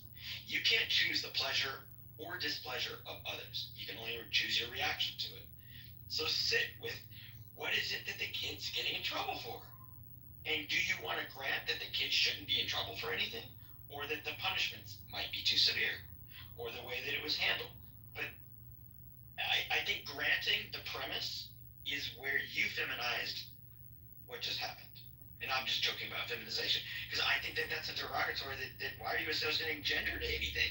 What does feminization mean? I think you're just using it as a derogatory. Yeah, I think you're really referring to being like more submissive. Yeah, and so it's just like, can we just find a different label that's just okay? That's fine. I actually don't think that I'm not offended by the use of the term. I think it's absolutely fine, because even if you like read the Tao Te Ching, there's the masculine and then there's the feminine, the yin and the yang, and I don't think that there's anything wrong with that like use of the term. I think Alan was using it correctly. Okay, I was trying to push back on the toxic masculinity. I that's all I meant is a counter to toxic masculinity. I think there is such a thing as too much passivity on the part of people who may have too much condemnation from the mother in their life, or we don't want to upset grandpa, we don't want to upset uncle so-and-so, so we let him go on about his obnoxious views. Well, what we know about sociology is that there is a bystander effect, and a lot of people might be bystanders, but to think that you know their parental relationship is the cause of it is jumping the gun. Okay, David, that's fair. And I'm glad, Victoria, that you weren't offended. I just meant it as a counter. Victoria had been talking about toxic masculinity, and I agree with her. I'm absolutely in agreement that toxic masculinity is a problem, and that my masculinity shouldn't be determined by whether I own a gun or not. Yeah, but I was referring to the how that term masculine has been butchered by the toxic individuals that think of like the reason it's even called toxic masculinity, it should just be called toxic dumb fucks. Sorry. Okay. Excuse me. No, that's fine. Okay, then that's fine. I don't think it's very masculine. Right. I think these are people that I don't think have authority in their own lives. Yes. That end up basically, or they feel like maybe they suffered weird childhoods where their fathers didn't love them or something. I just don't think that these are I think masculinity appears far different. It's more capable. It's somebody that is able to wield influence, not through, the sword, but be able to encourage people to follow them. Like, that's not what we're seeing in these, the affinities and others of the world. And I guess what I was referring to is people who I know, women who I know in my life, who dumb themselves down because they're smarter than their husbands, and I find that to be really obnoxious. Like, I like intelligent women, and I don't think femininity and intellect have anything to do with each other. In other words, you don't dumb yourself down because you're female. That's No, just there's a lot of people that are like feminine leaders. I don't think that femininity or masculinity have anything to do with being, intellectually apt or a leader. so we're on the same page. And David, thank you for pushing that. See, now Dr. James made me nervous because what I really meant to say in that room is I didn't mean to say I was trying to disagree with Victoria or with Rachel. What I was trying to say was there's another side Can to that. we There's explore this topic further? Yeah, exactly. That's exactly what I meant. And the language, it's like now I've got a thing. I never want to talk about penetrating a market because I used to work with a woman who got upset when that was used because she thought that was a sexist way of approaching it. Like, okay. I don't like policing language because I think having learned different languages and taught, like teaching English as a second language, people have different ways of referring to things depending on the culture, depending on how they learned the language, and they're colloquial terms that shouldn't spark ire in people. Alan, you're free to penetrate anytime you want. Thank you. And I really like the discussion. I will add that I cannot work with O&M people. That's people who teach travel skills who are too cautious. I just can't do it. They if they have too many don'ts and avoid this and avoid that, I can't work with them. Chemistry, it just won't work. So I appreciate you not being a language police, Victoria, and I appreciate you understanding what I mean. I'm not. Anyhow, we're done. I'm done on that topic at least. Is our non-friend still here? Yes, unfortunately. Yeah, full lubed up, probably mid-stroke.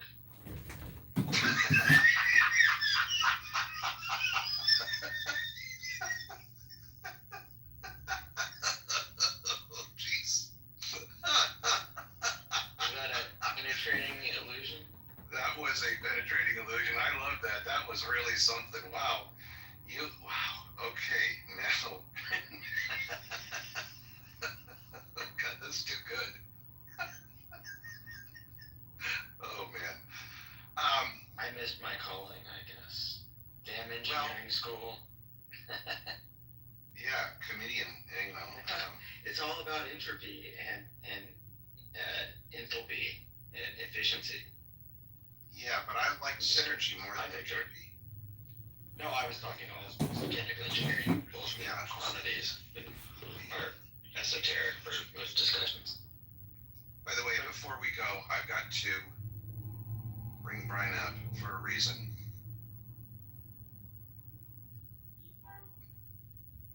I actually have to run, but it was a nice conversation prior to this person coming in. Thank you. Thank you, Victoria. We hope to see you around. Take care. Bye. Actually. Andrew, I'm sorry, not Andrew. Brian, did you hear about yesterday's little incident?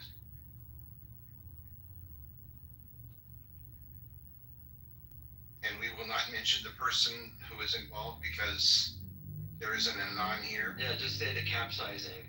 Just say the capsizing. Use colorful, poetic. A person we both know. Have you heard about this little dust up? No. Okay. Well, sometime, unfortunately, somebody under the water raised a flag and it lost its water tightness and had to be scuttled. Yeah. Happens every week. Well, Brian, I'm going to look for you at some point when I think it's a little more confidential and tell you about it. But a certain individual that we both know, it deserves many kudos for standing up for themselves.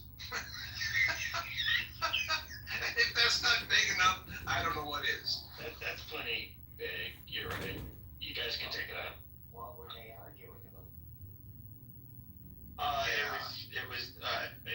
wanted to stand up for oneself, and the person didn't take the feedback very well, gracefully, even though he's more than competent to stand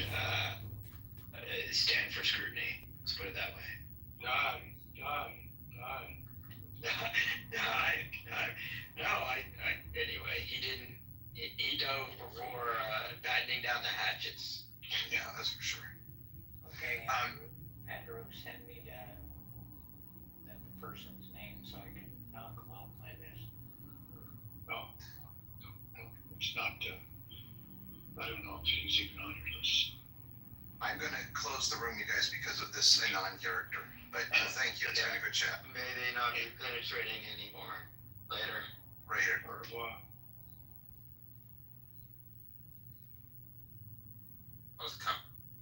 Okay, so I actually may have a couple bras that you can have. Because they cost way too fucking much to just be like, oh no, what am I gonna do with this? And then be looking stupid. Because my cup size has not gone down by any stretch of the imagination, but my band size has. So the other day I had a bra on and I had to like take the straps and crisscross them to get more tension. Yes. Do that in a good minute. When I tell you, I was like, this probably was too much. Yeah, when I started delegating and not stopping, I used to have to get like bra size up just so like miss anything here, so he's using it a little bit as an assistant, but never to write the original work. As far as we do work with screenwriters, if that's what you're asking about a treatment, that is, we've had people do the workshop. I mean, I've been doing workshops in real life for, a long time. This just happened to have developed organically on Clubhouse because people had projects and they knew my background, so they were coming to me, and I do work with individuals on books, and I ended up being asked if I would do the workshops, and that's how it developed. But originally it was just books, but we've had people who have screenplays, if that's what you mean by treatments. No, yeah, that's exactly what I meant. So perfect. Well, best of luck, and maybe one day I may be visiting you. I'm working on this concept where this one Puerto Rican and Dominican woman from New York goes to live to Texas, and then she slowly transforms from a liberal to a MAGA Republican, and she ends up terrorizing online platforms. I think when I name this person Melody as a title, because that's just what jumps out at me. Yeah. What do you think of that premise? He says about you. Listen to like what he says about it. You talking to me? He was talking about What makes you think I'm talking about Mel? I said Melody. Nigga, you are so annoying. I guess what he said. I'm not even listening because I'm walking to the pool, so I didn't even hear what he was saying. I was lightweight listening because I was making my lunch.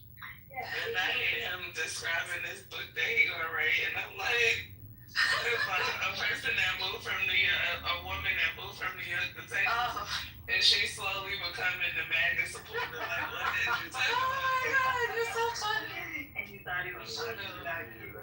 Well, if we have treatment, I do have a reel of people who've taken the workshops on Clubhouse. You might recognize some of their voices talking about the experience, which I can share with you if you have 2 minutes right now, but I don't want to take over the room with this. I know that's not what we're talking about right now. So up to you. They ain't talking about shit. Mel's in charge. Yeah, they're not talking about nothing, so. All right, let me play it for you. So there's a couple people who've been through the workshops who are talking about it, and here we go. I'd like to invite past participants to share a little bit of your experience going through the workshop. This workshop was enlightening for me to hear other people's contributions. It's cathartic to learn from the styles of the others and their skills and strengths. We all kind of grew from the experience. kind of guided us and mentored us along the way. So, in essence, you can experience the benefit of the workshop if you were trying to do it by yourself, and I think that's the beauty and the purpose of it. I have a book coming out in February, so you might think, you're already a writer. What do you need a writer's workshop for? What I did not have was a real discipline around writing, communicating my thoughts in writing. So one of the things that was really great for me about the workshop was, quite frankly, writing on demand. That's probably my biggest takeaway from the workshop, of just write it, right? If you told me I had 6 weeks to write it, or 6 hours, or 6 minutes, you can do it. So it was really powerful and validating and encouraging for me to see what the group was able to come up with in the space of 10 minutes or 7 minutes. It kind of took the pressure off of, you're being too hard on yourself. Just sit down, just write, and just trust that you have something to say. And I just feel way more equipped and disciplined than I did before, which is kind of a miracle over the course of just a few weeks. The exercises, oh my gosh, this has really got me to get off my self-critical ass, just get going, putting the riding wheels in motion, so to speak. It's been so motivating. The exercises help me jumpstart that creative process and then keep me there. What Denise had mentioned, you've got this time and you've just got to go. You just do it. And wow, it just opened my mind to so many more possibilities to be able to get through those blocks and enjoy the process, the journey along the way. And of course, with my comrades here, with Jordan and Denise and Victoria, who so inspired me, and discovering things about myself, just the energy, just this fantastic energy in the room. I just felt free, and the best way I can describe it is like a trapeze artist. And you grab that bar, and you gotta swing, and then you've gotta let go and trust that that other person is going to catch you. But even if you fall, there's a net. And that's what I felt through the whole thing, is that safety net. I felt like there is no wrong, just do it. And that's what I'm so grateful for. I didn't have any sort of writing project specifically. I just wanted to get back into the swing of creative writing. And this really helps sort of open up more possibilities or opportunities. And writing was the word I was trying to flip stop, because writing can be very therapeutic, and that was I got the most out of. So I would highly encourage people, even if you don't have a project that you're looking to work on, we all go through life, we all have different experiences, and journaling, poetry, it's really helpful. I would say that it was very much like a therapeutic opportunity. Oh, you have been so amazing. And I love the fact that our personalities are all totally different. We're just totally different people, different perspectives, come from different parts of the country, have different backgrounds, and to just learn from each other and hear from each other, we all got something special out of it. If your schedule allows, and I suggest you make your schedule allow, it's just a worthwhile endeavor to fall in love with the written word. I resoundingly endorse this workshop. It was really amazing. Yeah, so that gives you a little taste of what people have experienced. One of those voices sound familiar.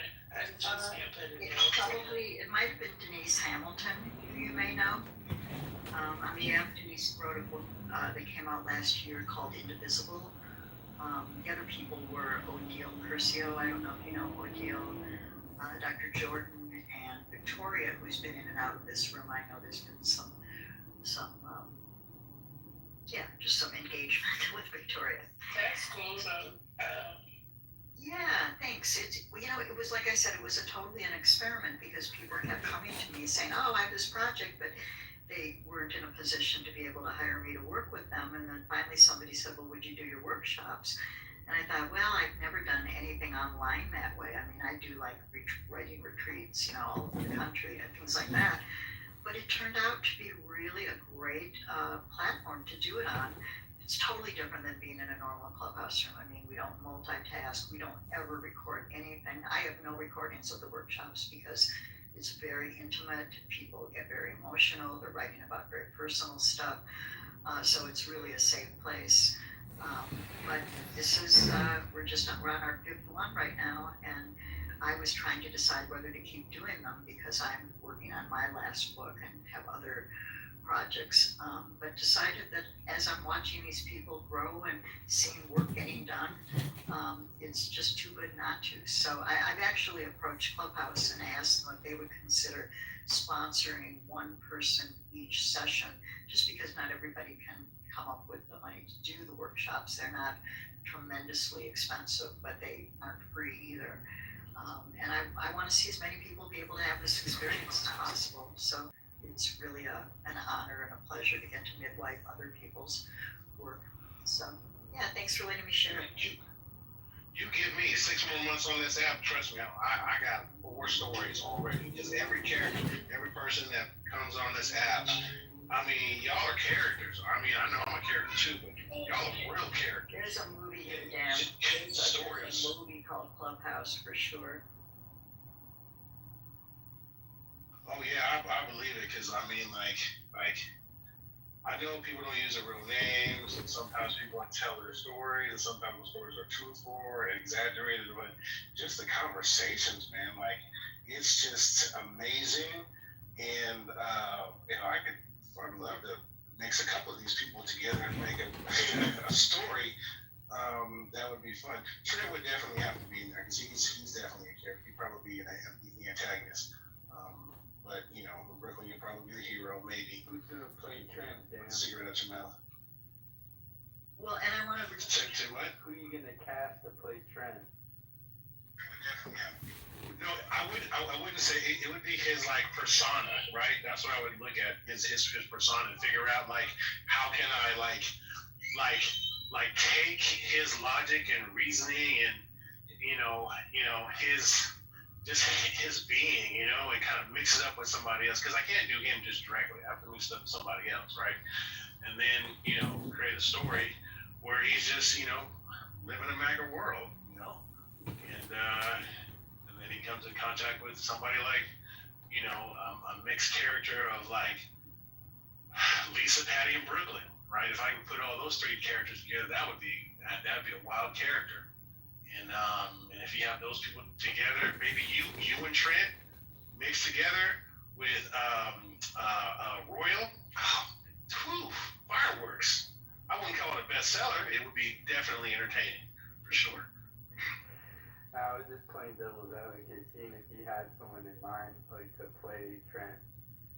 It's true. This place is full of characters. I mean, I see it. When I came on the app, I was really involved in the Ukrainian SIDREP for months, and I mean that place was so full of characters and intrigue and drama. And then I got to know other people on the app, and it was like, oh my God, there's a movie here. There is really a movie called Clubhouse when you think about the different characters who are on this app. I want to respond to you, Ramona, in the chat. You were talking about how you would be able to read your work. It's a really good question. And like I said, we had actually somebody who's blind in the last couple of workshops. And what we do is he does his writing and then he sends it to me. And then one of us read it aloud for him, because you're quite right. The same adaptability that allows him to be doing it on Clubhouse, it negates his ability to then read his work. So I know exactly what you're asking, and we actually hacked it. We solved it, which was great because he's listening to another person in the group who happens to be a voice work artist read his whole book. So he's almost like hearing an audible version of his work, which is just amazing. It's very collaborative in that regard. So yeah, we kind of worked that out so that people who are blind could easily do the workshop. Okay, Elle, I got an elevator pitch for you. You ready? I'm envisioning a social audio app where the cast of characters much resemble us, organically, naturally come together and do do independent journalism based on the current administration that's failing. In this fictional comedy thriller, It would have to be a comedy. You got that right. and then definitely a investor comes into one of the rooms, which makes a turn of events a reality where they end up backing and sponsoring us to do a full stop regime change in the U.S. government. So it goes from a social audio app to reality, and the tagline would be, "We vote with our time." I love it. I totally can picture this. Now I can hear how your mind works and how you develop things. This is great. I love that. Manifesto we want to watch, right?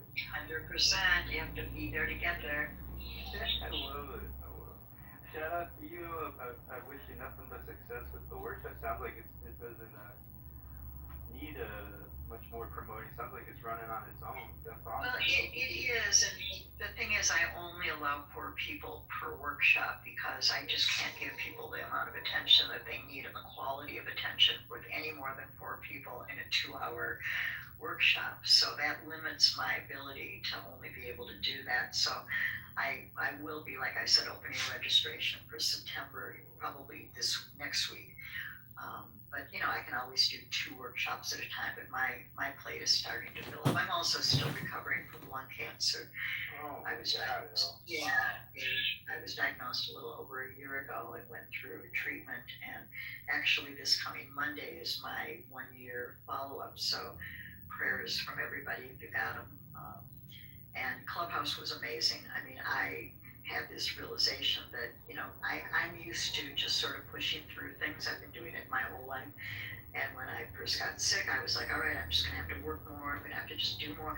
And it was like, no, this is not going to work this time. Like, that's my MO. And it was like, no. And I ended up having to give back to really big lucrative projects. And I did a GoFundMe. And I was transparent about it on Clubhouse. And people just came through for me. I mean, I did it in real life community as well. It was the hardest thing I've ever done. I've never asked anybody for a cent, but I really needed help in order to take 6 months to just heal and focus on my own recovery. And hopefully everything will be fine. I'll catch you guys up next week after the CAT scan. Wow, well, that's congratulations on beating so far. I was looking up while you're talking. Maitake and reishi, specifically reishi mushrooms, are really good mushrooms for lung cancer. Shiitake as well. Shiitake, maitake, and reishi are all 3 great mushrooms. The shiitake is delicious. Reishi is like something you want to make with a tea, and then maitake you can cook with as well. They're good sauté. Oh, cool. I'm very into functional medicine, so I'll write it down. Can I ask you a question too? Is it L or LA or what's it? L like the letter L. L. Okay, so just taking it back to the politically correct thing. How is or how will what the political landscape has been like and the laws that have recently been passed gonna affect your treatment and or the delivery of your treatment? Has that been determined yet, or are you still kind of waiting for that, or you anticipate something like? Because I know this is. Are you talking about insurance coverage?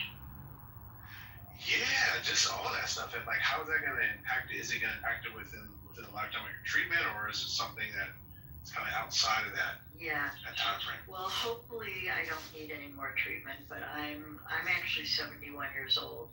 So I'm on Medicare, and I also have a secondary policy, which is killing me. I mean, my monthly premiums for insurance before out-of-pocket meds is almost $600 a month. That said, I haven't paid a penny for anything in years, for any doctors, any hospital, any treatments, nothing. So I spend a lot of money on healthcare, but they shouldn't be able to touch any of that because it's not Medicaid, it's actually Medicare. So you're in the clear for now, so that's good to hear. So Yeah, I mean, presumably everything is fine. We'll see on Monday what the CAT scan shows. If it hasn't metastasized, we'll just continue to be good to go. So that's what I'm hoping for. Thanks for asking. You got this. yeah, no problem. Yeah, We're here with you.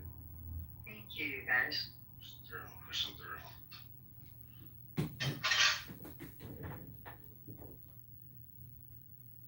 They say green tea is a good tea of choice. I don't know if you like tea or if you like green tea specifically. I'm more of a mint tea person, but that's because some of the meds I'm on have made me nauseated. So I'm kind of a mint tea person, but I do ginger tea as well. Oh, that's nice. Yeah, and turmeric obviously is really good to add to that.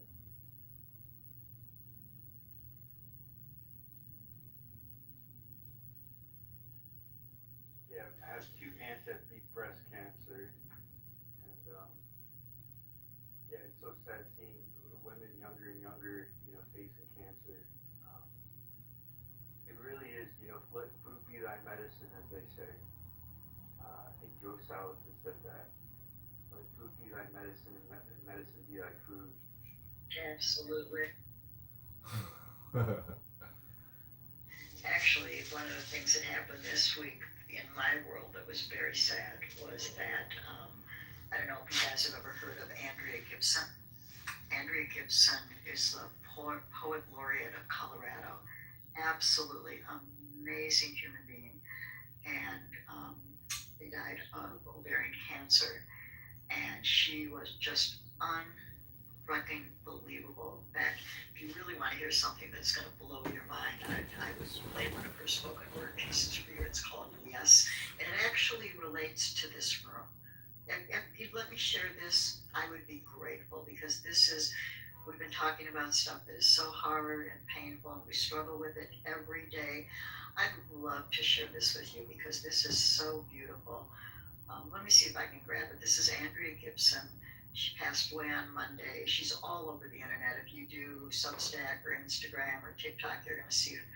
I'm going to say there because she's trans. They are trans, so I want to be respectful to pronouns here. It doesn't really matter at the moment one way or the other, but let me share this with you. The poem is called Yes, and let me grab it. Okay, here we go. Hang on a second. When 2 violins are played. Whoops, sorry. Give me a second.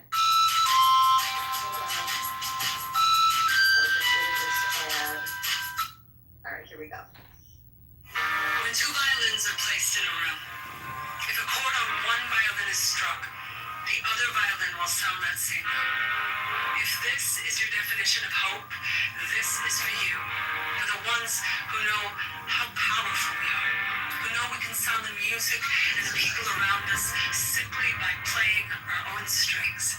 For the ones who see life into broken wings, open their chests and offer their breath as wind on a still day when nothing seems to be moving. Spare those intent on proving God is dead. For you. Ew, what are you playing? Ew. Oh, I'm sorry. I didn't realize I wasn't on mic. This is Andrea Gibson, who's the poet laureate of Colorado, who passed away on Monday from ovarian cancer, who was an incredible force to be reckoned with. And this is her spoken word poem called Yes. Okay, sweetheart, thank you. Yes. No, I'm sorry. I didn't realize that I was my. Yeah, no, Black. That's my. She wants 100%, and I gotta get her 100% first. So sorry. Okay. Yes, I was going to get 100%, and she's getting some percent. Did you say yes or no? Are you okay with what we're How Gen X are getting their teenage bodies back. So this is my mom and this is my grandma. I recently posted a picture. Okay, here we go. When 2 violins are placed in a room, if a chord on one violin is struck, the other violin will sound that same note. If this is your definition of hope, this is for you. For the ones who know how powerful we are, who know we can sound the music and the people around us simply by playing our own strings. For the ones who sing life into broken wings, open their chests and offer their breath as wind on a still day when nothing seems to be moving. Spare those intent on proving God is dead. For you, when your fingers are red, from clutching your heart so it will beat faster, for the time you mastered the art of giving yourself for the sake of someone else. For the ones who have felt what it is to crush the lies and lift truth so high the steeples bow to the sky. This is for you. This is for that moon. On the night she seems hung by a noose. For the people who cut her loose. For the people still waiting for the rope to burn, about to learn they have scissors in their hands. This is for the man who showed me the hardest thing about having nothing is having nothing to give.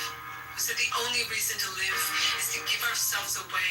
So this is for the day we'll work for something real. We'll feel for sunshine in the shadows, look for sun rays in the shade. This is for the people who rattled the cage that slave waged. For the ones who didn't know the filth until tonight. But right now, I'm beginning songs that sound something like people turning their porch lights on and calling the homeless back home. This is for everything we own. For the day we'll learn how much we have when we learn to give that all away. This is for doubt becoming faith, for falling from grace and climbing back up, for trading our silver platter for something that matters, like the gold that shines from our hands when we hold each other. This is for your grandmother, who walked 1,000 miles on broken glass to find that single patch of grass to plant a family tree where the fruit would grow to laugh. For the ones who know the math of war has always been subtraction, so they live like an action of addition. For you, when you give, like every star is wishing on you, and for the people still wishing on stars, this is for you too. This is for the time you went through hell so someone else wouldn't have to. For the time you taught a 14-year-old girl she was powerful. For the time you taught a 14-year-old boy he was beautiful. For the radical anarchist asking a Republican to dance, because what's the chance of anyone moving from right to left if the only moves they see are Fox News? This is for no becoming yes, for fear becoming trust, for saying I love you to people who will never say it to us, for scraping away the rust and remembering how to shine, for the dime you gave away when you didn't have a penny, for the many beautiful things you do, for every song you've ever sung, for refusing to believe in miracles because miracles are the impossible coming true and everything is possible. This is the possibility that guides us, and for the possibility still waiting to sing and spread their wings inside us, because tonight Saturn is on his knees proposing with all of his 10,000 rings that whatever song we've been singing, we sing even more. The world needs us right now more than it ever has before. Pull all your strings, play every chord. If you're writing letters to the prisoners, start tearing down the bars. If you're handing out flashlights in the dark, start handing out stars. Never go a second hushing the percussion of your heart. Play loud, play like you know the clouds and left too many people cold and broken. And you're the last chance for sun.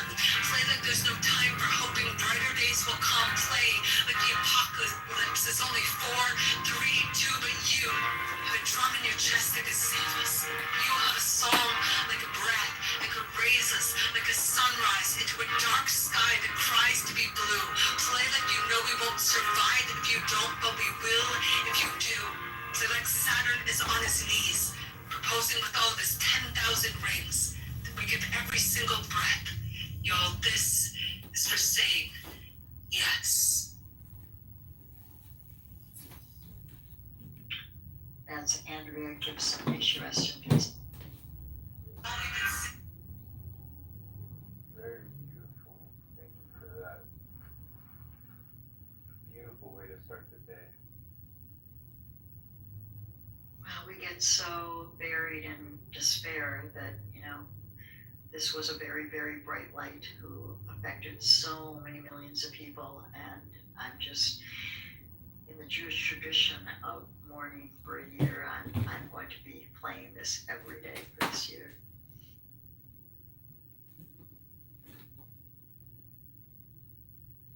The mitzvah, as your people will say.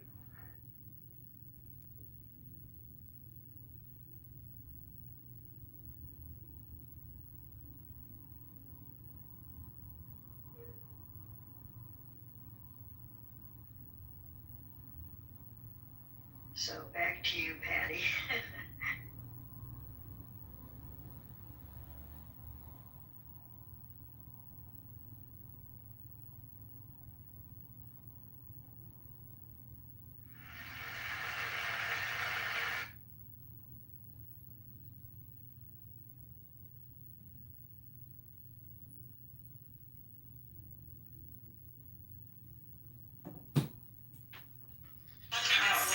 Say she was ill.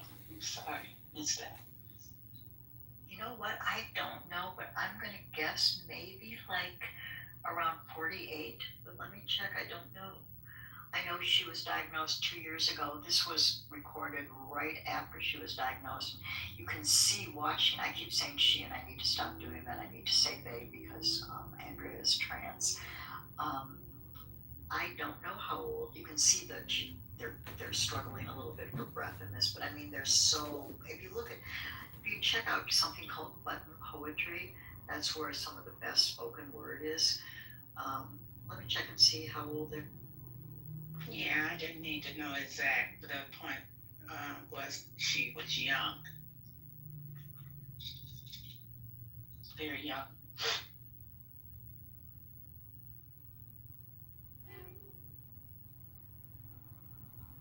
I was right. She's 49. Just shy of turning 50. There was an amazing poem that somebody shared. It was a reel of her sitting there reading something.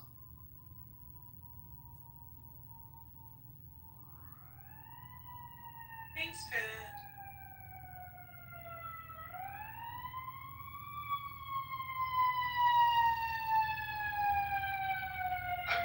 Absolutely, you're very welcome. I would say anytime, but I was woefully ill-equipped to do that. So, yeah, it was.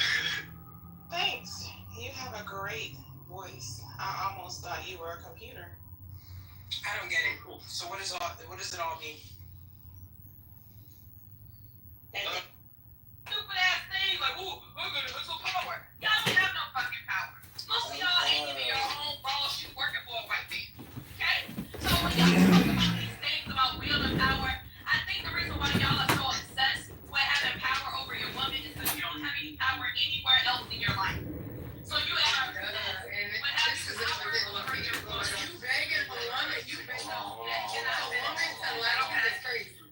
Can I begging a woman? Can I actually? You're crazy. Go ahead. I just think it's wild.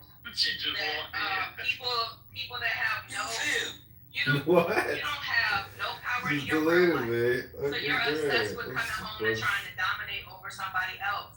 Cause you can't tell your boss to go fuck themselves. You can't tell your boss to shut up. So now you're gonna go home and tell that woman to shut up. I laugh at y'all niggas every single day. I'm so glad. Cause you know what? I didn't want to listen to somebody, so I went out and became my own boss.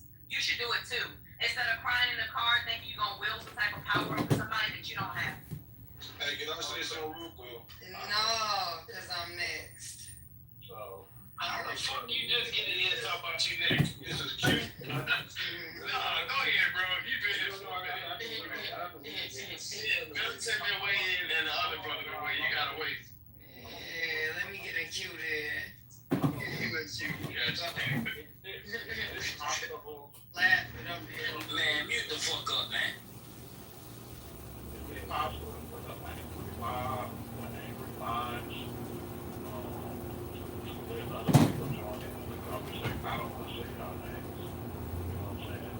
But can y'all, speak, never spoke, y'all can kind of like make the conversation for a minute so that people that want to speak. Y'all mind on that? Go ahead, bro. Yeah, I know. We literally just said that, but go ahead. Yeah, I know. I just want to really It's not going on. Yes, sir. On you right now. Because there's an angry Hold on, breathing. Rob, and then there was another brother that asked me, speaking there for a minute. And then breathing.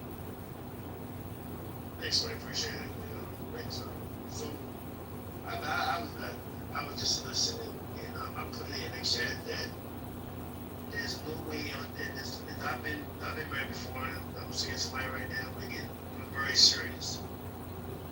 If I love you, I'm not trying to put my hands on you. The only way I'm putting my hands on somebody is to protect myself. If I need to protect myself from a woman that I'm with, I'm not going to be with her in the first place. I just don't believe in putting your hands on somebody. I have no right. I don't. And as a woman, we're adults. So I don't control you. We don't control each other. You're my woman and I'm your man. You're my wife and I'm your husband. But that doesn't mean I control you because I'm your husband. Doesn't mean that I run roughshod over you because I'm your husband. Sure, I'm the head of the household, but that doesn't mean that I have rights to put my hands on you because you belligerent or rude. It just means that if you get that way, I'm just gonna leave you alone. But that doesn't give me the right to put my hands on you. And but they'll talk about this traditional thing about what men used to do. Most men traditionally didn't put their hands on their husbands or they put their hands on their wives. Most men weren't beating their women over the head. They just weren't. I mean, some were, just like some do now. Which to me is a really sad situation when a man has to put his hands on a woman that he says he loves. Just like a woman put her hands on a man that she says that she loves. It's crazy too. Why would you be with a man or a woman and you marry them? I love you, and you beating each other up, putting bodily harm on each other. Somebody that you say you care about, and there's no comparison between what I do and when I was raising my son.